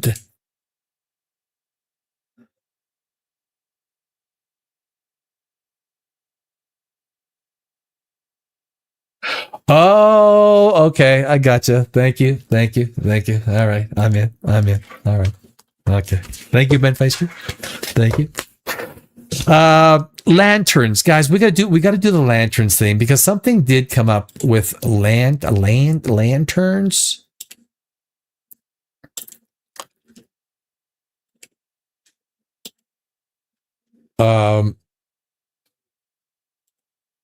So how do I do this? I'm going to close this off, I'm going to close that. I'm going to close that off too.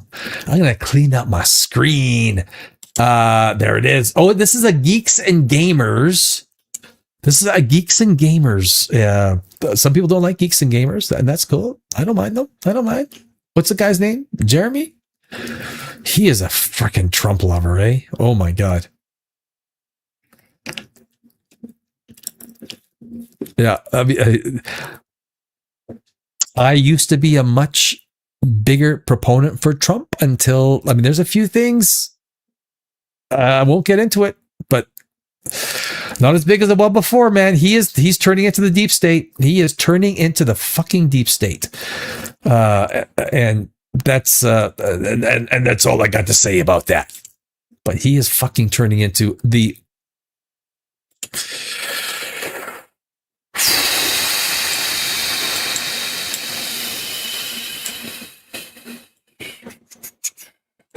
What do we got here? Let's talk. Oh no, that's OBS. That's not. Oh geez. Okay, let's make lemonade. I'm gonna do like this. There we go. Got it. I'm going to share, add the stage, go like that. There we go. We got it. Okay, it wasn't too long. So Damon Lindelof backtracks and apologizes. That's the showrunner for Lanterns, because instead of me commentating on it, let's go through it. Comments after Grant Morrison calls him out.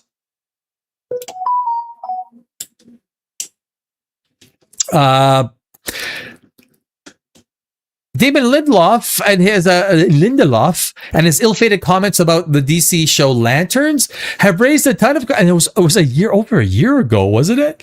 Have raised a ton of controversy around James Gunn's superhero universe, so much so that the writer is now backtracking after DC Comics legend Grant Morrison called him out publicly for calling the lore of Green Lantern stupid. Now, I don't think that's what he did.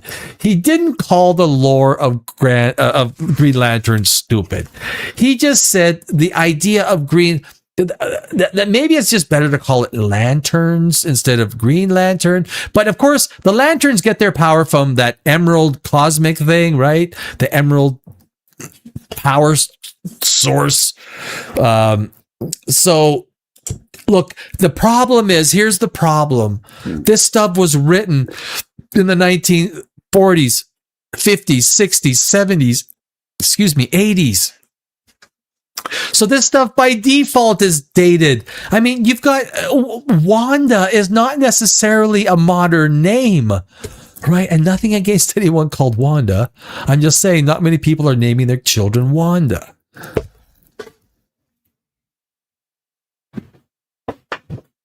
I mean, there's a lot of things that are freaking dated, and just at least you could fucking admit it. Look, this stuff came from 56, and I get, and now a lot of it still works. Okay, I'm not sure I necessarily disagree that the idea of just Green Lantern, it doesn't ring particularly sassy to me. It doesn't. I'm not sure if Lanterns does. I don't know if the whole concept of Green Lantern even works, because it's never worked anywhere before except in comics. The Green Lantern in Superman 2025 was fucking abysmal. You're gonna do a $200 million movie with that Green Lantern? Good luck. If I was a studio head, I'd be like, what? I'll give you 20 million. At best. Oh, jeez. Green Lantern is a flawed character. And I know, oh my God, there are Green Lantern lovers out there that are like they're running to their fridge right now to get eggs. They're literally running to their fridge to get eggs to throw it at the screen. Oh, you mother, you fucker, you just easy.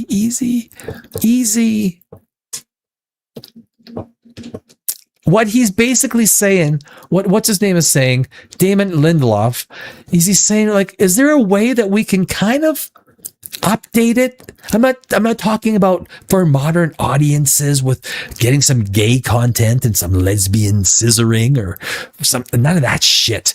I'm just thinking, is there a way that you can take something and make it better? It would have been better if he said, we're experimenting with some ideas, right? We're experimenting with some ideas. Did I read this? Have controversy, James Gunn's? Yeah.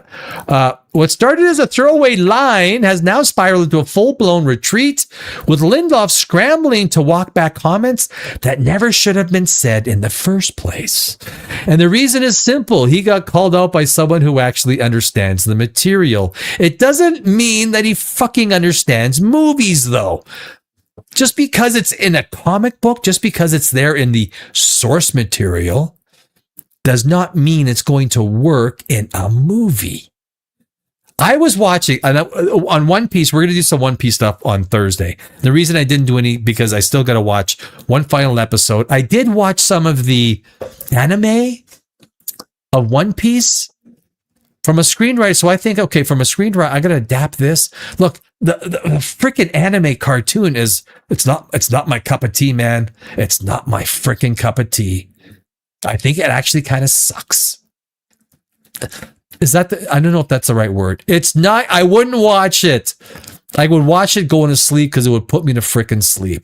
It is story writing in that genre, and it's not the same genre. That is why One Piece works so well, because the adaptation was done so well to a TV show. But if they would have done the actual anime cartoon, oh fuck, that would have been a disaster. I honestly, I don't know how grown people watch it. I can't watch it. That doesn't mean it's wrong. I'm not saying that someone is wrong to like it. That's fine. It's just my opinion. And the reason is simple. He got called out by someone who understands the material. So when I think about the material, source material, I want to keep that character as close to what people think that they represent, right? If I was a screenwriter, I wouldn't change the source material to the point where the character is unrecognizable. I would make them recognizable. Yeah, that's the character we know. But we had to change a few things because it doesn't work. You don't make them. If you're going to take a movie and turn it into a comic book, you can't do it verbatim. You need a comic book writer to comic bookize it. It's very different. The comment that sparked it all, the controversy kicked off when Lindelof, while discussing HBO's and Lanterns, made a remark that individually rubbed fans the wrong way. Look, fans of Green Lantern are going to get rubbed the wrong way because they love Green Lantern. It's called Lanterns because we all agreed that Green was stupid, he said. And that was a stupid way to say it. Also, this is a stupid costume because the freaking ring makes the lantern. That is part of the lore, right? That is part of the lore. You're going to get him, he's going to run into his bedroom and get dressed up in a freaking olive green costume. That's what's stupid. If anything is stupid, it's not that he called green stupid. This costume is far, far more stupid. Far more stupid.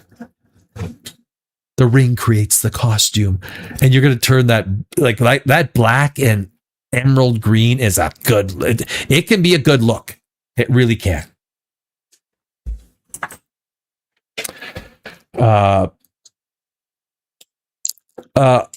That wasn't taken as a harmless joke. It was a year ago. I think that's when it came out, right? Wasn't it a year ago? It was taken as a harmless joke. And frankly, it shouldn't have been. It's okay if it was. Like what? No one's got a fucking sense of humor? Oh, geez. Like, I guess you just got to keep your mouth shut, right? Yeah, just like, I'm not going to say anything. Because when you're working on a franchise like Green Lantern, dismissing one of its most defining elements doesn't come across as humor, it comes as contempt. Yes, to call it stupid was bad choice of words. It us. I mean, it's literally, it's like saying, we don't want to call it Superman because we think super is stupid. So we're going to call it man, right? It's kind of a similar thing. It's similar, but it's not. Grant Morrison steps in and doesn't hold back. You go, Grant. You go, baby. Let fucking loose.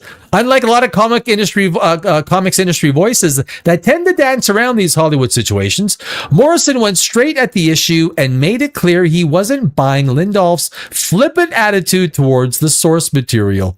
Like, okay, you're getting a little fucking. He just called. Oh man, whatever. I'm not gonna defend either side. TV writer-producer Damon Lindelof's comments notwithstanding, the green in Green Lantern is green. Lantern turns green is not stupid, Morrison wrote. Is it marketable? Is it marketable? I don't know. It's not that it's stupid. Is it marketable? Can you make a Green Lantern's TV show or movie and make money? Or is it dated? Is it dated? I don't know. That's the question. That's probably what he was trying to ask or suggest. Is that entire concept of what we think of Green Lantern? Is it dated? Is it even possible? I don't know. Look, there's always a way. A great screenplay will do things in ways that go, whoa, and they're wow. So there's always a way, but I understand the controversy. I do. And I understand both sides. I do. Totally understand both sides. Source material, fan lovers, and also, people that want a little bit more of a, it's 80 years old, 60, 60 years old. How old? It's Green Lantern goes back a long time.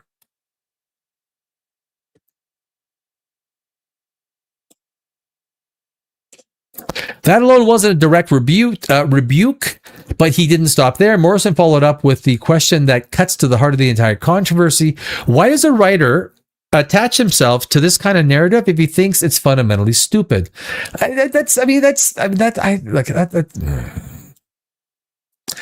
then came the part Hollywood never seems to understand. The only people who give a F-U-C-K about the Lanterns TV series are Green Lantern fans, and there's not many of them. There really isn't. Why alienate them at the start?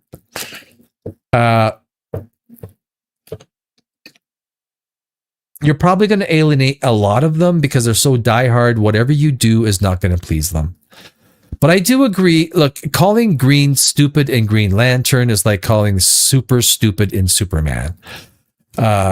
It was off the cuff. It wasn't like he had thought about it. It's like, okay, let me think about this for 2 days.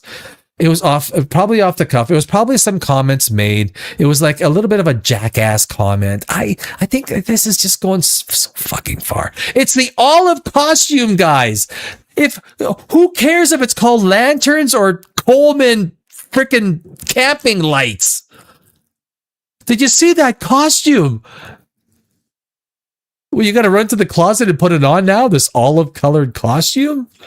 I mean, if the olive glows and it looks cool, maybe that's not the biggest fucking problem here. That's what made Morrison's response hit so hard. He wasn't just calling out one bad joke. He was calling out a mindset that fans have seen far too many times from Hollywood creatives who seem embarrassed by not embarrassed by the very mythology they've been hired to adapt. It's really some of the verbiage is. Morrison didn't just criticize Lindelof's comment, he exposed the problem behind it, and once that happened, the tone of the conversation shifted immediately. Both sides have got a valid point. If you are the studio and you're putting in $150 million, you get to throw out some shit to get some comments back. That's what you get to do.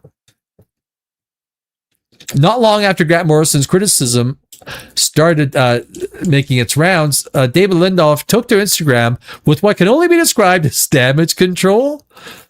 Because he didn't mean it that. I looked at it as he didn't mean it that way. It was off the cuff. But anyway. I've upset Grant Morrison, which means I have now pissed off most of the brilliant British Scottish comics writers that I grew up idolizing. To quote the bard Otis Redding, this is nobody's fault but mine. I made a dumb joke on a comedy podcast. It was off the cuff. I'm not going to bob and weave about context. The joke was dumb. The fandom is not. I owe them an explanation and a genuine reflection of my actual feelings. The very first time I appeared on a Comic-Con panel was for The Lost Pilot back in the summer of 2004. I wrote my favorite t-shirt. I wore my favorite t-shirt as I had long grown out of my favorite underoos, those being the uniform of Hal Jordan, Green Lantern, and Sector 2814. For a quiet, under-coordinated kid, there was nothing cooler than a hero whose superpower was his imagination. And that is really what Green Lantern is, right? It is the power of imagination. It's a great concept. And green is not stupid. It's my lifelong favorite color. And I have a questionnaire that I filled out in the 3rd grade to prove it. Green is fucking awesome. More importantly, oh shit. What happened? No, never mind. Yeah, you didn't see that, but I clicked on it and went. More importantly, it would have been a betrayal to everyone I worked for and alongside to say anything other than I was absolutely honored to be a part of the team that manifested the incredible construct that is Lanterns, because I was sloppy and careless with my words, ironic considering I care so much about Hal, John, and the entire corps. And of course, that's the Green Lantern Corps, right? That's the emerald, the power from the emerald. I can and will do better to be worthy of the oath. You have to take an oath to get the ring, right? This is a very, very stylized. I hope until then, I'll let the show speak for itself, and I can't wait for you all to hear what it has to say. Again, my biggest problem is the costume hanging in a closet. And to his credit, he didn't pretend nothing happened. He opened by acknowledging exactly who he upset. I have upset Grant Morrison, which means I have now pissed off most of the brilliant British and Scottish comics writers that I grew up idolizing. That's not subtle. I don't know if you guys seen the trailer. Casting looks good. You never get much from the first trailer. Be weary not to jump to conclusions. Be weary not to jump to conclusions. We'll see if he. This is tough, but as long as it's not a Watchmen, right? We could all agree. As long as it's not a Watchmen TV series. Which one of you guys? Someone. What do you? Oh, someone tried. I actually put it. I turned it on for like an hour and a half. No, just over an hour. It's like holy fuck. And I was episode 3 or 4. It's like I can't watch this shit. The movie is fantastic. Watch the movie. The Watchmen. Zack Snyder. Watch the movie, not the TV show, not the HBO show. That is, oh my god. I think it's right up there with Blood Origin. It could be up there with Starfleet Academy. Pretty close. Maybe not as bad. No, maybe not as bad. Not as bad, but close. That's not subtle. And immediately tells you he knew it wasn't just random backlash. He's not out there to create enemies. Like he's not. Then came the admission, I made a dumb joke on a comedy podcast. Taken in context, everybody. I always say, you gotta watch the show. And then you gotta make your opinion based off of the show. I am less concerned about how exact it is from the source material. Make sure the character is what he is, right? That's if you're gonna just basically make an entirely new character from, okay, now you're fucking up, right? Maybe you can't make the exact same thing because it's time-wise, it's dated. It's a comic book, so it's not going to translate into.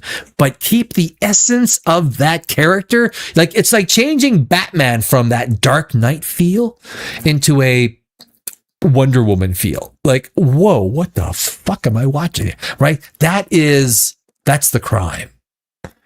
Batman has a feel, a persona, right? Let's go down to here. The bigger problem Hollywood keeps ignoring. Here's why this gets bigger than just one comment.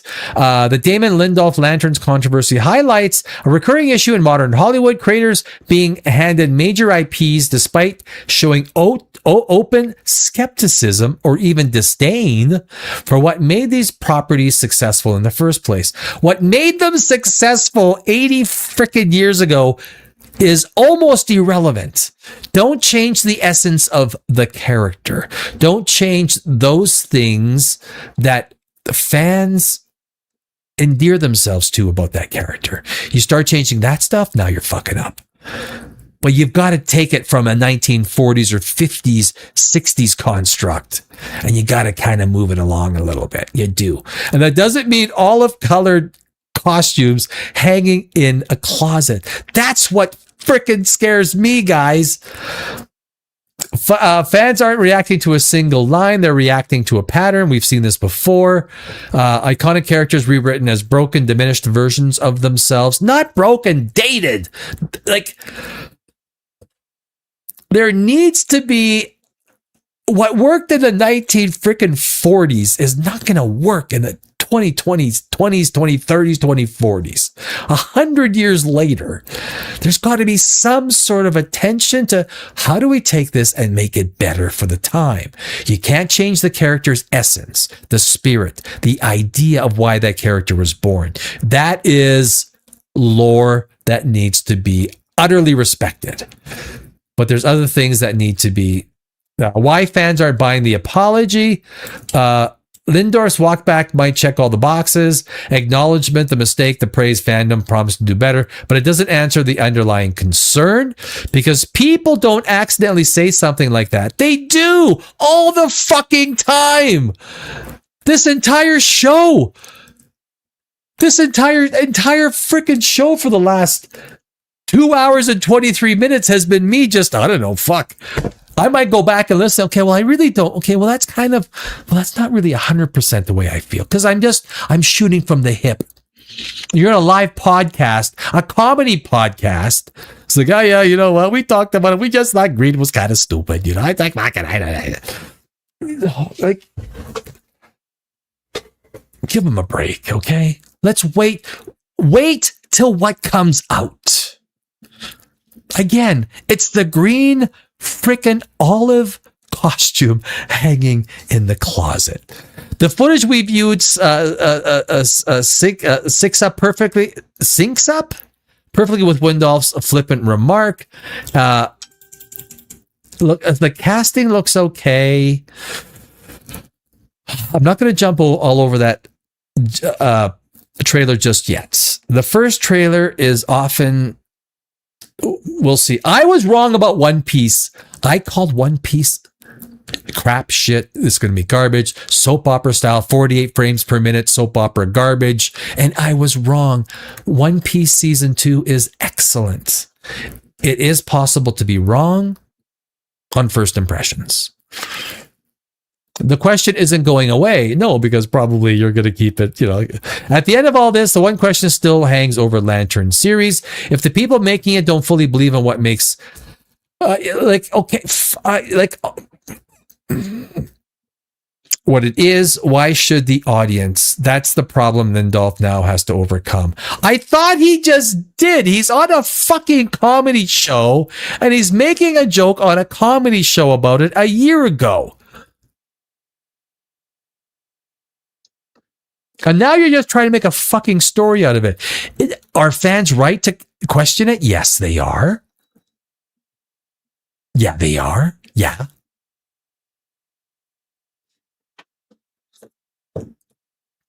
And if he makes a bad series, right? One thing, one slip up, dear God.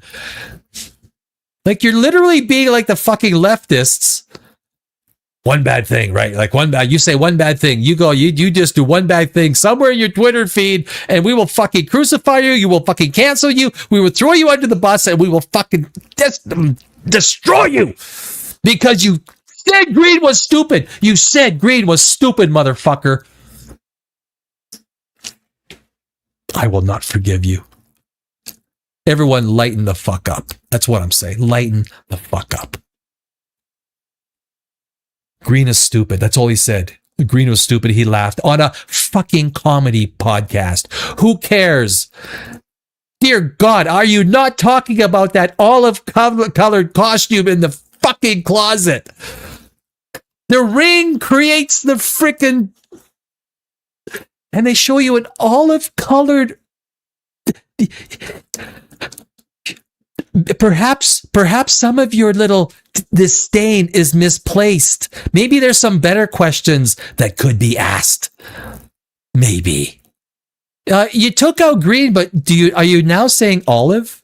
Is it the olive lantern? And doesn't the Ring actually make the costume? Or does he have to like run into a telephone booth and fucking put this thing on? Those are my thoughts, not yours. You might disagree with me. You might think for him to make one comment on a comedy podcast, you guys are like the fucking left canceling people for like Roseanne Barr. Canceled. You said one wrong thing, motherfucker. You're fucking toast. There's no redemption. There's no redemption. You want to fuck with my Green Lantern? You want to call him Lantern? I will not forgive you. All right, well, fuck, get over it. It's that olive-colored, I tell you, man. It's the olive-colored costume. That should be your concern, okay? That's your fucking concern.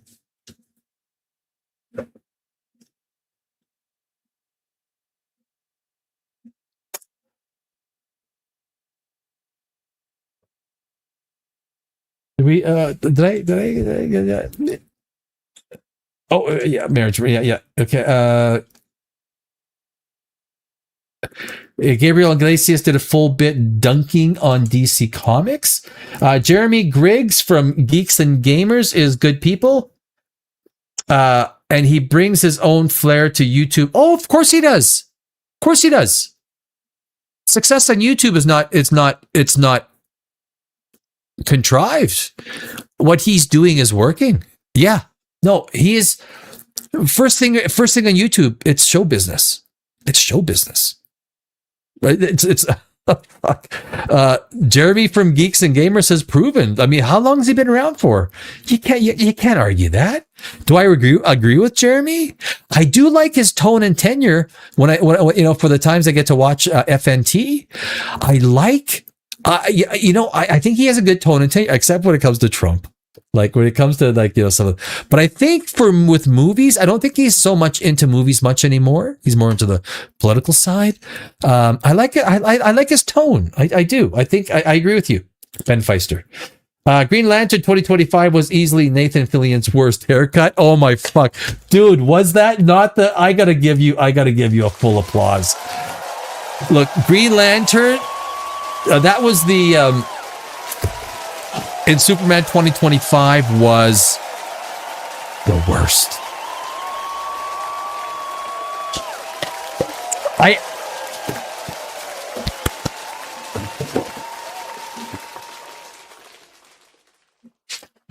actually put on Ryan Reynolds' Green Lantern last week. I got halfway through. It wasn't as like when you watch some of these old movies, right? Like Daredevil, we talked about this last week. Daredevil with Ben Affleck, not a bad movie. Elektra with Jennifer Gardner, not a bad movie. Actually, a pretty good movie. Watch it again, guys. Green Lantern. I did mention that I would change like the way they sort of the whole beginning with the antagonist. I would have made a little bit more sinister, a little bit more obvious, a little bit more tonal, if that's the right way. But Ryan Reynolds He was an unlikable character. I would have changed the character, make him a little bit more likable. There was something there. There's stuff that they got right in the Ryan Reynolds Green Lantern. There's stuff that they got right. But something else I wanted to mention, and this is totally a different kind of movie. And I watched it two nights ago.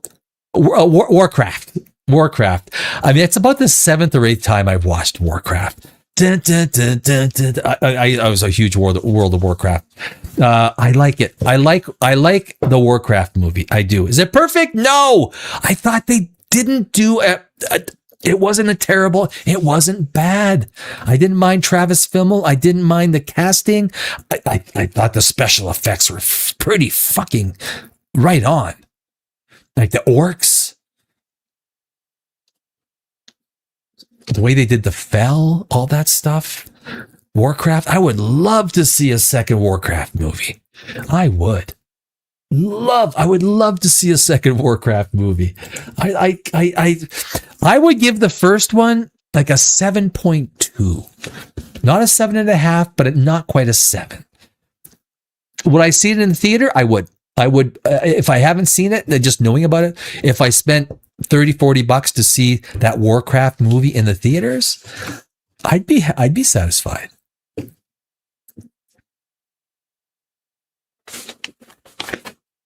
I would.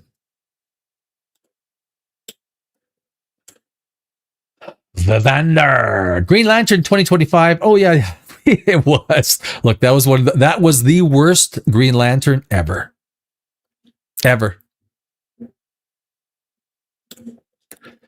The fact that Lindelof is the lead writer is enough reason for concern. It is, but it's not. He's on a comedy podcast. And this happened, a year ago? Did it happen a year ago?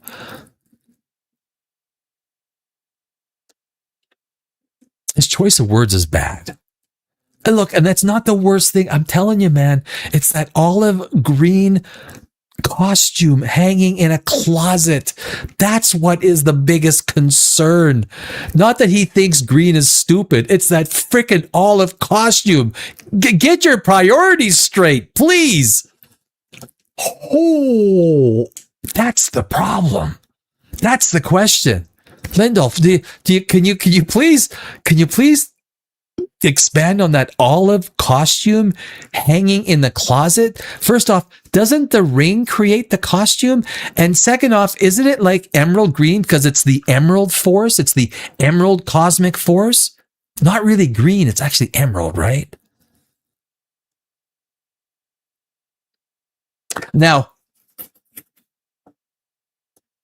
the names of Marvel characters have lasted through the test of time a lot better than DC characters have. DC characters are not named as well. Hawkeye versus Green Arrow. There's another green for you. Hawkeye will last forever. Hawkeye. Green Arrow. Green is stupid. Oh, did I say it? I'm just kidding. I didn't say it.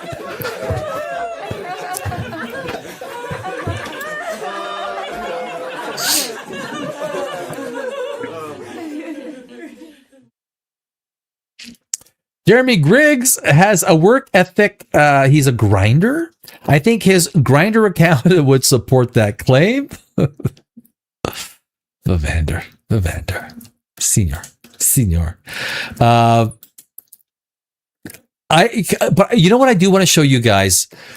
The most fucking adorable. How do I do? Let me find. I should have found. Okay. I don't know if you guys have been watching. Oh, that'll work. I don't know if you guys have been watching One Piece, but I'm telling you, man.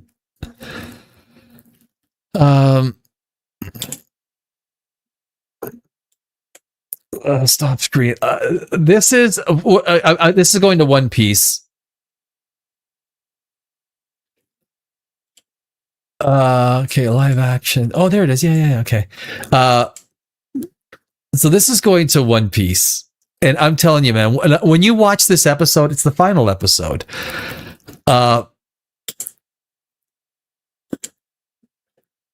Chopper. This is Chopper, guys. This is Chopper in One Piece.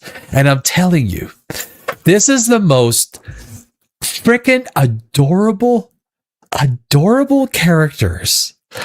Absolutely freaking adorable characters on TV. Chopper, the reindeer, and the way they wrote it was very well.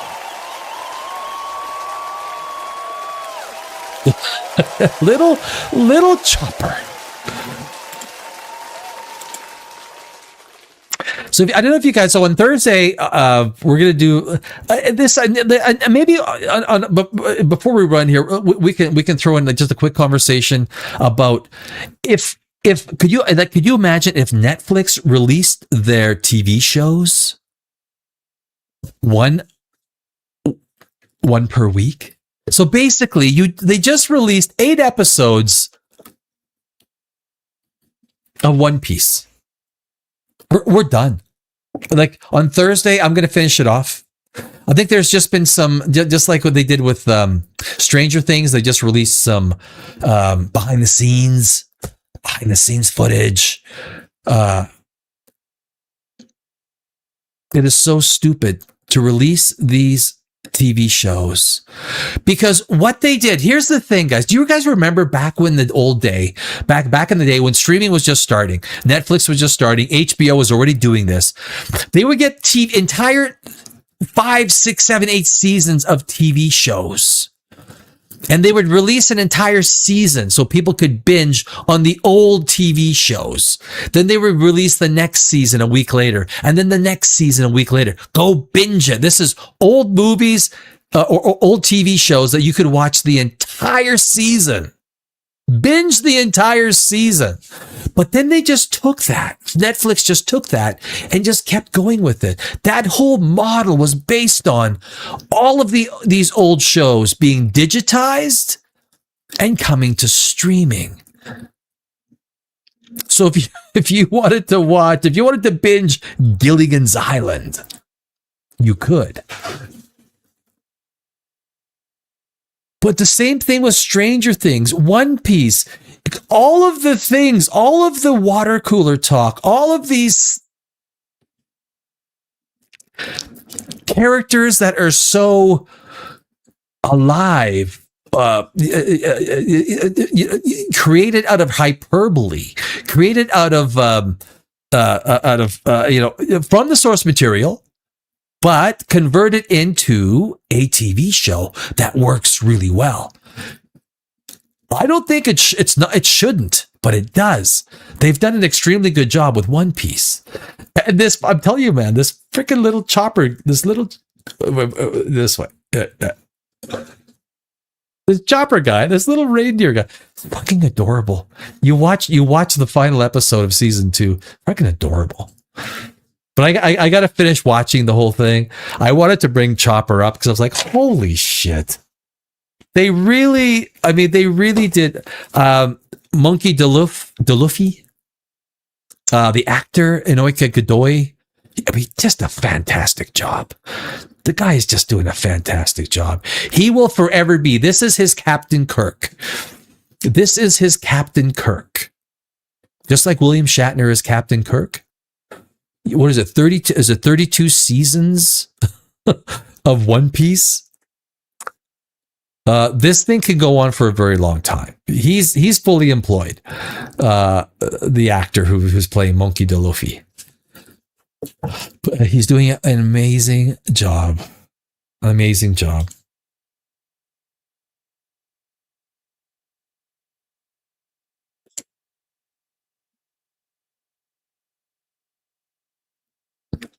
I just rewatched episode 2. Yeah, with Laboon, right? Laboon. I like the fact that the whale was named Laboon, very similar to Doubloon, which was one of the best chapters from Herman Melville's Moby Dick. I think there's probably, they probably got these kind of Easter eggs, they like to call them. Like when I write a screenplay, I don't think any screenwriter I know ever thinks about this idea of Easter eggs. I don't. Maybe some do. I don't know any screenwriter that does. But yes, I think that there's probably something contrived over that. Something contrived. But I'm telling you, that's little Chopper. It's just adorable. He is just adorable. Little Chopper.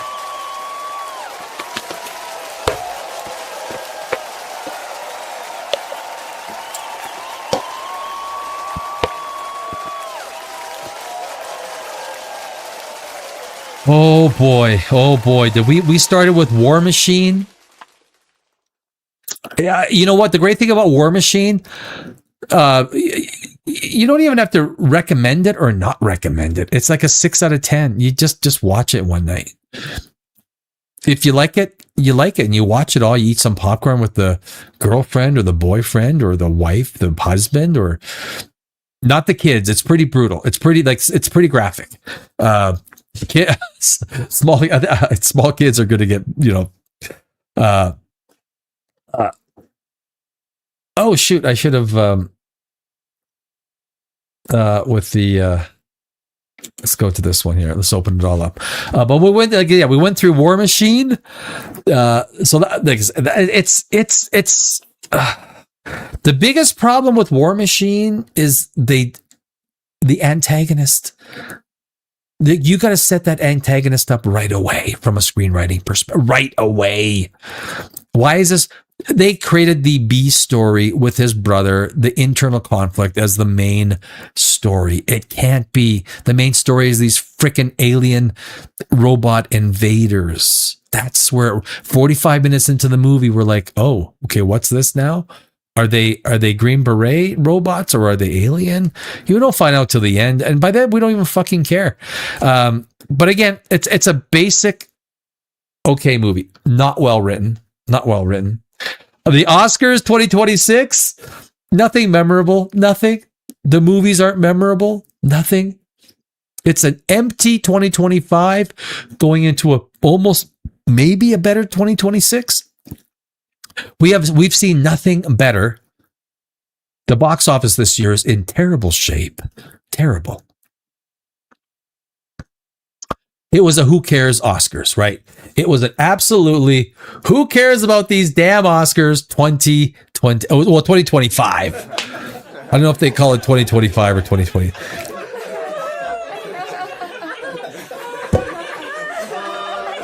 So it was fucking boring.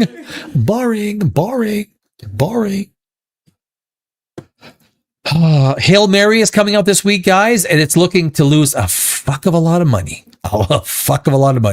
Its pre-tax budget was $248 million. Its post-tax budget is $200 million plus $100 million in marketing. That's $300 million. It's looking like $60 million domestic box office. Maybe it's going to break even, and that's a win. It's probably going to be a good movie. It's probably an excellent movie.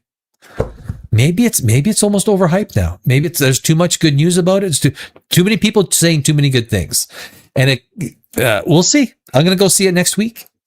This week? Wait, this week?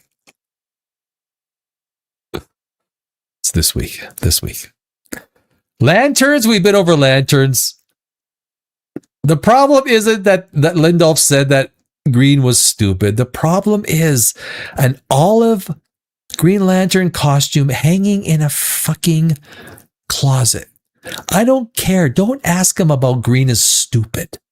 Ask him, why is there an olive Green Lantern costume hanging in a closet? That's the concern, my friends. That's the concern. And of course, we went through Chopper. So, we've been through all the comments, yada, yada, yada. I think I got it all. And I did mention World of Warcraft. If you guys want a good movie, I watched it, World of Warcraft again. I think I've watched it 7 or 8 times. If you want a good fantasy movie, they're not going to make another World of Warcraft like that. Like, they're not. It was a good movie. And I think when you take a look at some of the movies that are out there and you watch a movie like World of Warcraft or Warcraft, especially at home streaming, that's good value, guys. Warcraft is good value. It's a good movie. It's good effects, especially if World of Warcraft, if you like video games. I would love to see a second one. I would. Guys, that is our show for the evening. I'd like to thank everybody for participating behind the scenes, in front of the scenes, making comments, not making comments, whatever you're doing. I thank you. My name is Danny Alex. This is POPRAGEOUS, the Tuesday Big Show. Next, we have the Thursday Big Show, 2 days from now. Vivander, Ben Feister, guys, thank you very much. Pamela, Mike wasn't in. There's a few guys that weren't in today, but that's all good. Thank you for your great comments. I always learn a lot with you guys. Get some great ideas going. And we will see you on the Thursday Big Show. 46 and a half hours from now. Again, my name is Danny Alex, guys. This is POPRAGEOUS. I thank you, and we'll see you on Thursday.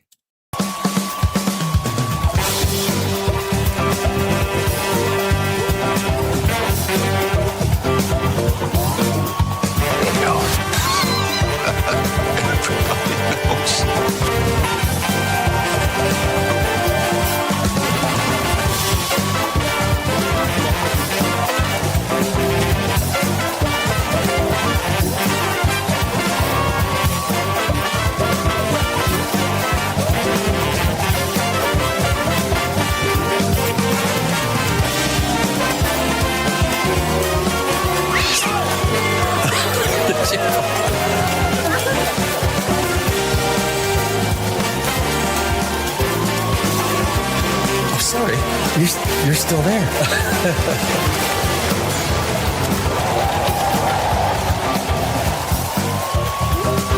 Yeah, baby! Are you not entertained? I'm sorry, baby. I didn't know it was your turn. You! Look at me! Yes. What's wrong with being sexy? I mean, there's no... Sex. These go to 11. Does that mean it's louder?